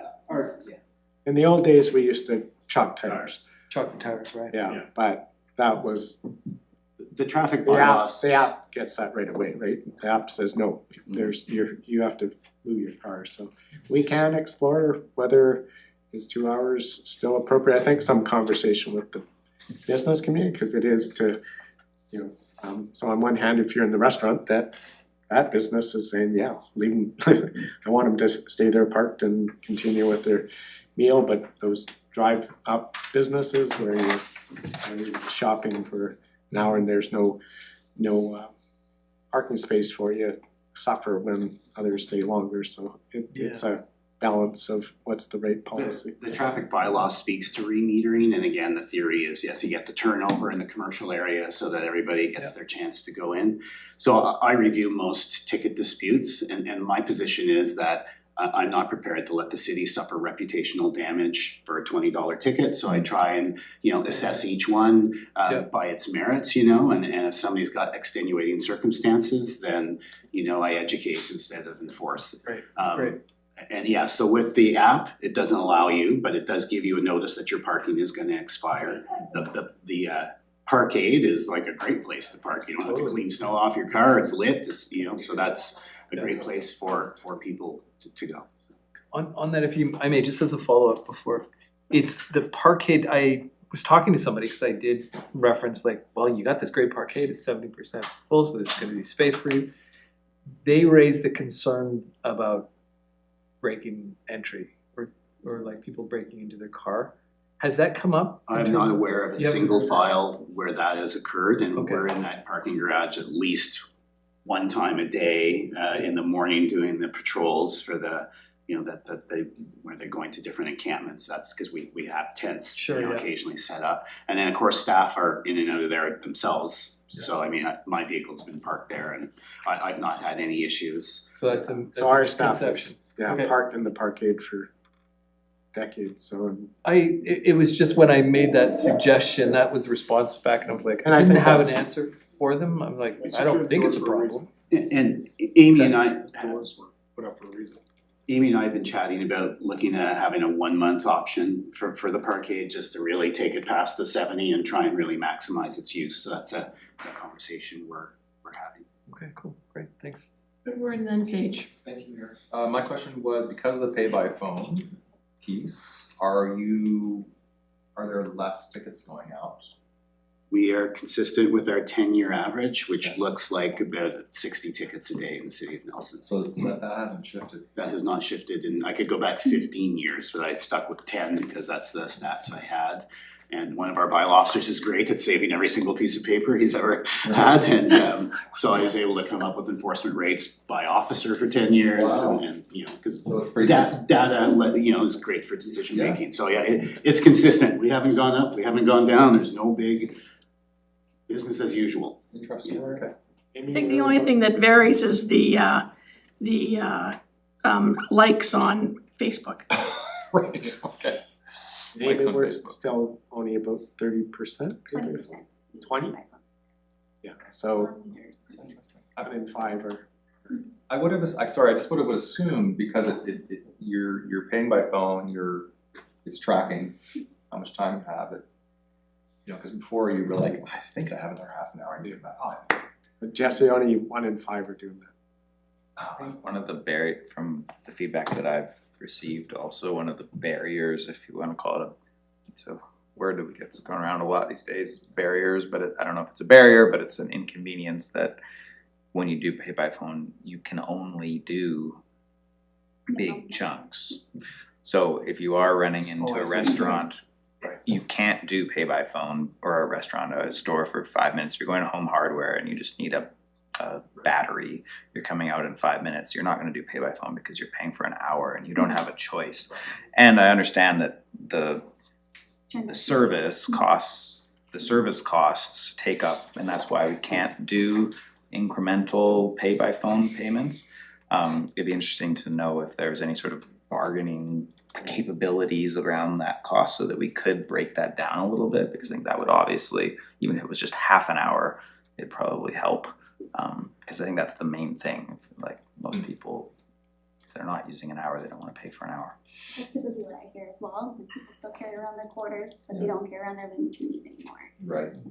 The two approaches to introducing an app like pay by phone is you either include those transaction fees in the metered rate or you charge it on top. Now you could do like, hey, if you wanna pay for 10 minutes of parking, go ahead, and then you also have to pay that transaction fee. You could do that, but you're unlikely to get as much usage of the app, right? So but I recognize that you know, maybe there's some discussions that can happen pay by phone to see how that model works, but Vancouver in gets a between, better that's- rate than we do, right? Cause they're Vancouver and Yeah. so they can charge, you can just do, I want 7 minutes and you can. Yeah, and then they charge you the fee, and sometimes the fee is like 5 times, like I've parked in Vancouver and done that, and then I've had the utilization fee, so I'm thinking I'm doing the calculation, okay, this is gonna cost me $3.50, and actually what ends up on my credit card is like $7, cause I ended up with a system fee within the in-park system as well, so I've never had that. One has to- street yeah. there, but yeah, I'd have to when I check my parked in credit card, when I yeah. parked in parkades in Vancouver, Uh. quite often it's like, oh, I should have just paid for the day or paid for the half day. Kids may have their own Yeah. system apart from whatever it's Pay by called, phone, yeah. pay by phone, but in the street, Vancouver gets obviously a package that's much Big volume, yeah. more volume than we do, so that they have that ability to be flexible. And I don't know, maybe we can get some kind of like innovative, if everybody wants to be in Nelson, maybe pay by phone really wants to be here too, and they can. Well, the other thing we could look at is, you know, if we introduce half an hour, like how many people are actually booking half hour versus an hour, right? So maybe it's a small percentage that actually book a half hour. I don't know, I just Yeah, assume and it it would doesn't really, overall, it kind of works itself out, so I think that's probably more realistic, we could play with that, and maybe that gets our pay by phone usage up overall, and 90% of people are paying an hour or more anyway, so the loss you're making on the half hour doesn't. For the time being, the meters are still there, Yeah, exactly. right? So to Amy's point, you're just, you know, you're getting a roll of quarters instead of a roll of loonies and toonies. I've never even tried to use pay by phone, I just use quarters. Yeah. And when we have received feedback, like, so we had some health practitioners saying like, hey, I've got a massage, you know, an operated massage therapist, my appointment starts at 9, they can't, you know, so we've adjusted times to allow people to buy their parking in advance where we can. So we certainly. That was feedback, you know, that I received from some of my friends, was that, you know, my class starts at 8:30, but the parking starts at 9 or whatever, and I wasn't able to go onto the app and do it in advance, and you know, they were great, and I let them know, and they, yep, no problem, we can do that, and they changed it, and talked to my friend, like, yeah, thanks, you know, so there are some little tweaks that we can do like that to make sure it's working for everybody, and that's part of taking on a new technology. And, you know, until we figure out, city manager's point of, you know, really what sort of the ratios are and how this all works, I mean, that's why we continue to maintain the meters there too, so people do have an option. They will come to end of life. Yep. I'm at page, I think, sorry, I just kind of lost track there for a second. I got 3 little pieces to add. I'm in support of a top-up rate of some kind. It could be, I would see it as a different rate, even a doubling of a rate, like you can go for another hour for $4 or something. There is that complaint because of course in practice, the coin worked and people did use it that way and they were trying to get like a lunch and a appointment and a little bit of retail shopping. So if you can top it up for an extra rate above and beyond the normal, just to kind of incentivize you to keep moving along, but if you need to, I'm fine with that. It's part of the innovation. I think we'd have to be a bit creative. Yeah. The meters wouldn't be able to be programmed like that. I'm okay with figuring out how we be creative. I just want to express that I'm open to it. Others may not be. On the parkade, just having the experience there, it looks like it's set up great, but we were noticing yesterday we were in there parking around 5:30 or whatever, and it's offering the day rate, which is not really required, so it was unclear if we need to or don't need to. And then there was no 2-hour option. It was like just the day rate was offered. So we're constantly telling people to go to the parkade, but then the options I only saw at 5:30 were a full day rate. So maybe just a little bit of a gap there, maybe. Yeah, it shouldn't allow you to purchase parking after 5 o'clock. So I can look into that. It might have been offering to buy it for the next day. Yeah, well, it was offering until the next morning, and then it looked like a reset for a full day for the next day. From the hotel, that makes sense, yeah. Okay, so and it was just the signage, there was nothing on the sign saying after 5, you're fine, you kind of figured it out, but I just noticed it as an observer, and then I love the new sign, it needs a light. It's expensive. It doesn't, yeah, it just needs some light. There may be some Spray paint. more significant logistical issues with that, with having power to that location, you know, we could explore solar, but that's something that we can consider, but you know, this is an add-on to a concrete structure that doesn't have too much of that stuff plumbed in, an aging concrete structure.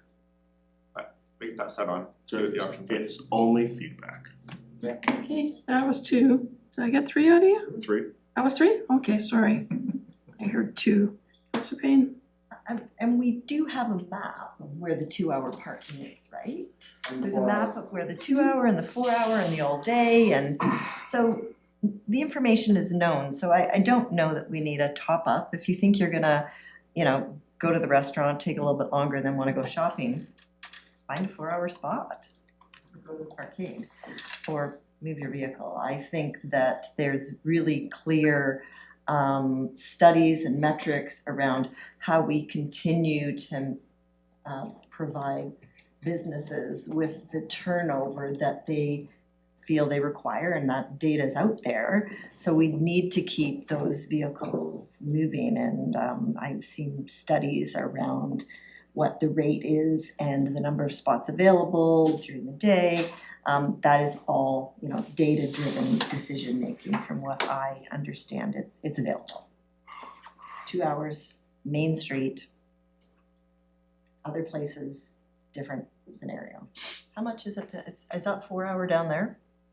2-hour just up front station. Okay. It's 4-hour on Lakeside. No? That's what I mean, yeah, I'm just, Or is it No, right here? this is there. Lake Street or Lakeside? Next to the little street. Sorry, That's 4 not hours. Lakeside, Lake Street. Yeah, that's what I'm looking down from my seat, my view.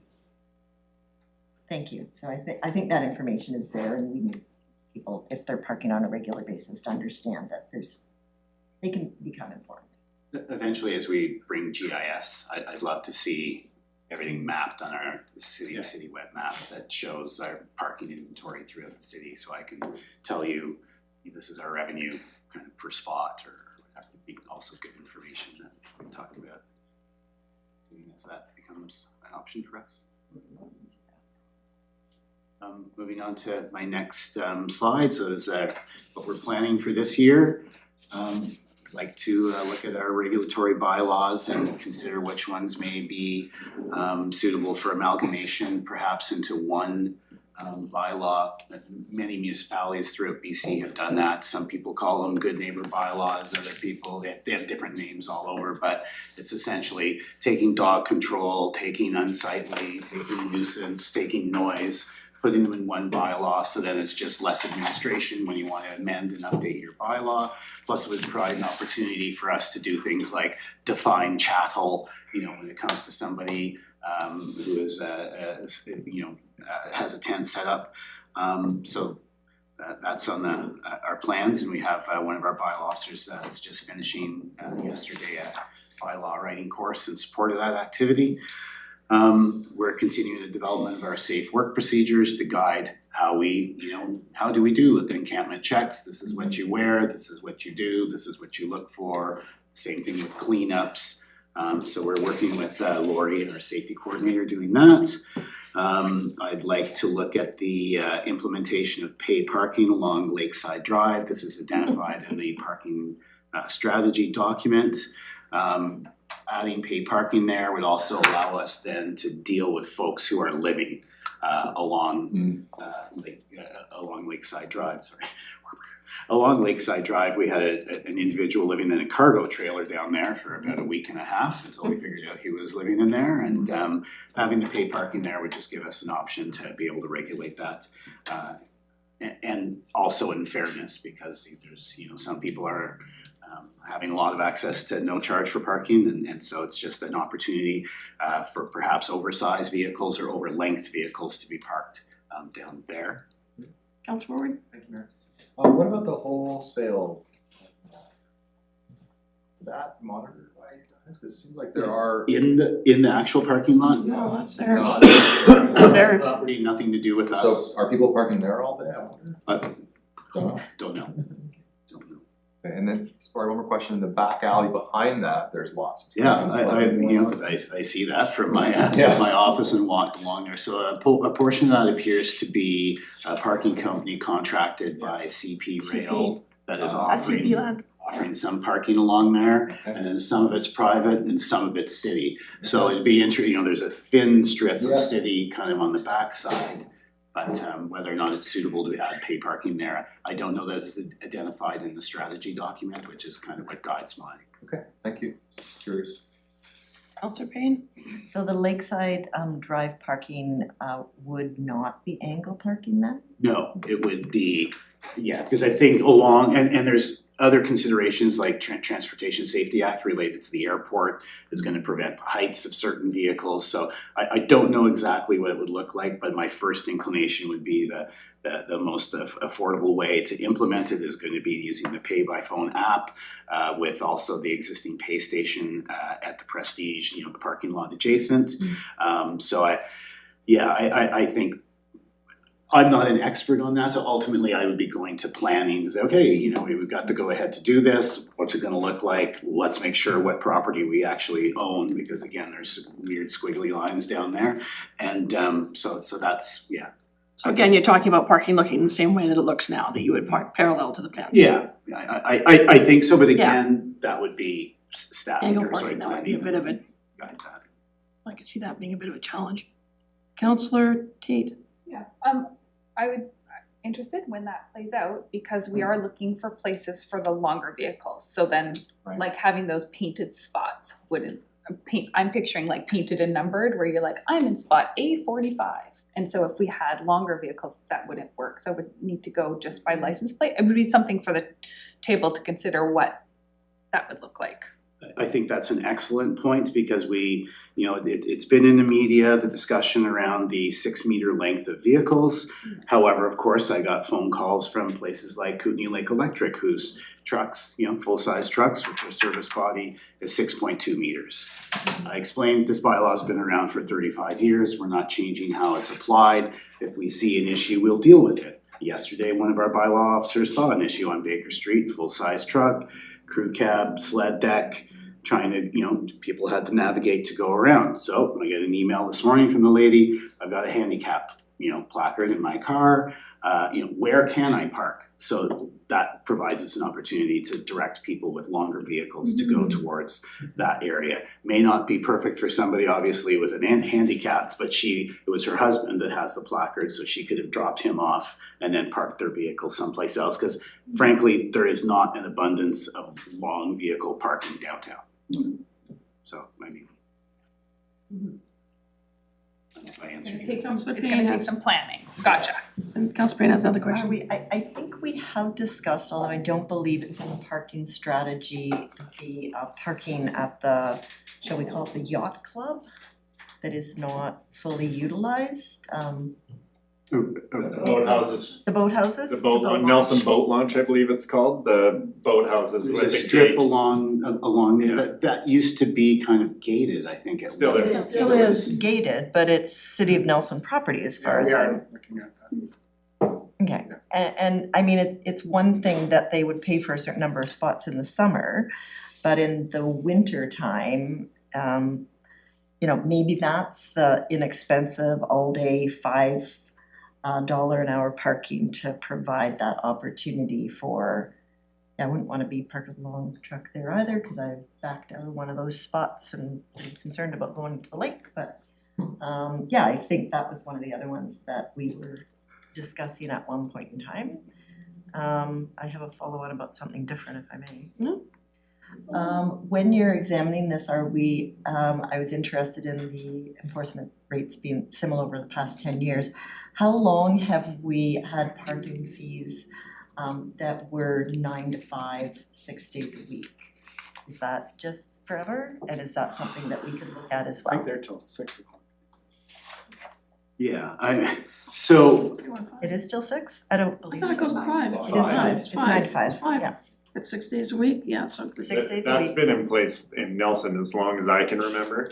Sunday was always the Sunday's always been day. free. And it's always been paid parking and, even like it used to, because Baker Street used to be parallel parking on both sides. They brought in angle parking. When I was 18, I worked at a retail shop on Baker Street and, it was the angle parking at the time and parking was always a challenge back then too. So, nothing, like we really haven't changed much as far as parking is concerned on Baker. If that was your question, sort of like how long has that scheme been on? It's what I'm basically saying is as long as I've been driving for sure and beyond that. So is this an opportunity for us to look at extending the hours? Yeah, it's an option, Sundays.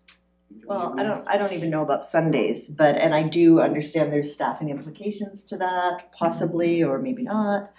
But yeah, I think there certainly, we recognize that tourists have a certain cost when they come in and utilize our facilities, and parking is one way that we can, So you're suggesting going into the evening, so it's 5 now, you're suggesting 8 to 6 8 or 7 or 8 or. Yeah.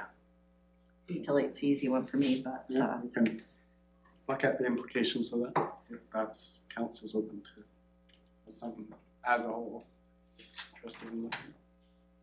And I've been in communities where, I lived in a, oceanfront community before, where there was summer parking and winter parking. They were two different Periods of time that you paid. Yeah. I think now what you see in Nelson, and that might have been more applicable when I was, younger, where things would get really quiet in the winter times here, right? That is not the case anymore, I think, as we all see, we're, really a 4-season destination, whereas an ocean place, slows down a bit in the winter, I imagine. I think this ocean place has whipped it up in the winter time as well these days, so I just bring it forward as an option, so we can look at It everything. certainly could happen, but you'd want the You need the enforcement to enforcement. go along with it, so then we would have to look at potentially shifting around, seeing what bylaw hours would look like. And So Jordan, just in terms of that, on Tuesday, we're bringing a new policy regarding how things get on work plans, et cetera. So there'll be a formal process if people wanna bring that forward as a potential thing to look at, so we just wanna formalize it by resolution so that we're not chasing some of these things when No, I just wanna make sure that we we can do it. float some of these Make a boats. resolution that we're in a meeting, we could make a resolution now, if that was the flavor, I have to think about, personally, I have to think about longer parking hours for a bit before I could make a decision. I don't know what we would use as a comparable or what we would look at to There'd be see the what cost of the, enforcement relative to the revenue. Yeah, to the you revenue, generate, and is yeah. that actually gonna, does the math work? Well, I think that's why every thing that is on your council's agenda, like if you have an appetite to extend the hours, it would be by resolution so that staff can go away and spend some time and bring back the actual information for you. Got it. is there any flavor for that, people? I'm looking at you, I'm not seeing anybody that, no, so at this point, that's a no-go, so. Sort of hard to tell without data. Yeah, that's the whole thing, is I don't know where we get data from, but, I mean, we know what we would know what the cost of extending bylaw would be, or Yeah, we could. whether or do not this, it's a we just- fourth person, but I mean, I don't see a flavor to be doing that work, to have that answer right at this moment, so. Right at this moment. Okay, so, My thing would just be, we have a parking master plan, the main strategy. A parking plan. Strategy. And at some point, we would be returning to review it, and I just, just in the context of the whole system, I think extended hours, extended staffing, that one feels more like a fit into like, what does that review and that plan look like when we come? Yeah, back? when the plan gets reviewed, is that what you're Yeah, saying? yeah, it's a tactic within it. Yeah, that's a good And does idea. that matter? Cause we've already said yay to these other things and expansion. And they're already in the plan, Yeah. yeah. Yeah, I have lots of That's kind of to where add it's here, I falling. just don't know if this is the spot to really debate the plan I don't think we need of to debate parking. that, No, yeah, like, no, I can mean, do we it have a when parking plan, and yeah. so just that, because we are gonna try to move to this process of when we're asking for something that's gonna take a bit of legwork by staff, that we're gonna do it by resolution, so we have consensus of the table, not just somebody saying, I think this is a really great idea, and then that suddenly ends up on a work plan and something needs to fall off potentially, so that's a whole different subject, so we'll go back to this. So you are, yeah. So Back to then, this, sorry. yeah, moving on, development of a uniform replacement schedule, so it costs close to $5,000 to outfit a bylaw officer. Boots, uniform pants, they have to meet work safe criteria, their jackets are marked with reflective, material that, drive the cost of these things up to about $700 per jacket. So we're just making a little uniform replacement matrix, who has what, what is our uniform? What do you have? When did you get it? What's our anticipated replacement? So we can kind of, spread the cost out. Okay, your shirt's supposed to go, should be replaced this year, but it's okay for another year. Just that, enable us to track that, to keep the expense down, because like on a year, we hire a bylaw officer, which we did this year, it'll use up pretty much our entire uniform budget for everybody. So that's something I'm trying to mitigate in years going forward. And then I thought it was a retention strategy. a retention strategy. It's the little mini chocolate bars I bring every day to the office and Yeah, fill we the have candy thing, and that's their But your uniform, you have to stay. And then last but not least, I'd like to just also continue capturing statistics related to all of our activities to support data-led, decision making. If we got this real big problem here, well, actually, is there a real big problem here, or was there like one or two high-profile incidents that makes it look? We'd like to continue doing that. Here's my budget. So parking meter coins, that's including all the coins we get out of the physical meters as well as the net transaction fees of pay by phone. So anytime somebody puts any money towards parking at a meter space is included in our parking meter coin. Just make that clear. And so in 2025, we did have to make a couple of assumptions. We we had just rolled out pay by phone. We were trying to assume how many people would actually use it, how much our transaction cost would be, as well as it was the first full year of all of our increases in the street parking. So 2026 is really just bringing that back to the actual amounts that we're seeing for 2025. Budget-wise, it looks like a little bit of a decrease, but it's important to remember that compared to 2024, we're still seeing that increase.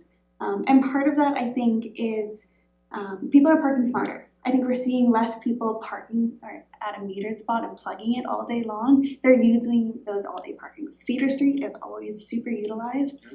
I think that's pretty amazing. Our parkade, yes, it's still 70%, but it's better than what we used to have it at. And people are utilizing Lakeside Drive or other parking options. So overall, I think it's really a big way. Can I ask an actual question? Yes. Thank you, Mayor. I'm one curious about, we've been trying to do a push towards e-bikes. I don't know how you can tell that that's actually getting traction and that there's, it's probably impossible to know, but like, are people actually getting on bikes or not parking downtown? It's hard to tell in town. We do have the parking garage for bikes in the parkade. And last year we did see quite a bit of uptake in that. So fob is $30 for a deposit. It's free otherwise, and you just fob in and out. So really good for people who are like in Fairview, Uphill, Rosemont kind of. I don't know where they're coming from, Right. But I do know that we have had new applications in there. We no longer have a wait list for it, which is nice. We were able to get more fobs, just monitoring how much is actually being used on a daily basis. We had limited how many fobs originally were given out, and so we've opened that up a bit more, knowing that there's still space in there. Thank you. And maybe to build off that a bit, you'll see in the climate presentation next week, one of the initiatives that the climate team is looking at is that what they call the micro mobility stuff. So with the new transit exchange being there, it opens some opportunities. So you've seen, other communities have these sort of rental, whether they're e-bikes or scooters, there's good stories, there's bad stories associated with that. So we're, really sort of looking at how that might work and, thinking about the transit exchange being a great location to start so that people might be able to commute into town via transit and then be able to, rent out an e-bike to run your errands with, right? And whereas that person might have previously said, well, if I take transit, I have these three an appointment, I gotta get groceries and I wanna stop at this shop, I'm just gonna drive, right? So, we're continuing to look at ways to increase, the micro mobility around town. So it's not just purely centralized around vehicular movement. Thank you. Moving on to the parkade and other parking, so that relates to revenue we bring in from the parkade, parking lot rentals or hood bags, and including senior passes, which we've seen a slight increase, so we're just matching that up with actuals. Fun fact, our senior passes are still hovering around $200 even after that increase, or not $200, 200 passes annually, even after that increase, so they are still seeing that value of the convenience of having a pass and not having to worry about using coins or paying for a meter. Licensing fees and fines, that's just our ticket revenue that Jordan's team goes out and generates. Salaries and benefits going up by just an inflationary increase. Supplies and services, we did have a one-time equipment purchase last year for some safety vests, so we don't need to add that onto the budget, so we're going to see a bit of a decrease for 2026. And as we all know, contributions to the reserves, 100% of our coin revenue goes right back into our transportation reserves to fund our roads, sidewalks, bike lanes. So that's consistent as always as well.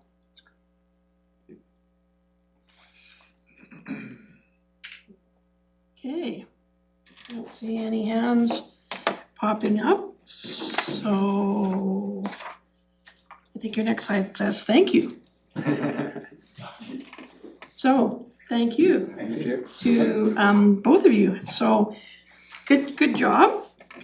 So, we will now, well, we have a couple things here we can do. One is that we can vote to adjourn the meeting and enjoy lunch, or if somebody has something that they want to bring back afterwards for discussion, we can just go and eat and then come back and then have any discussion that's needed Yeah, and then let's- adjourn. Yeah, I'll bring those two resolutions. I will have a third for Tuesday though.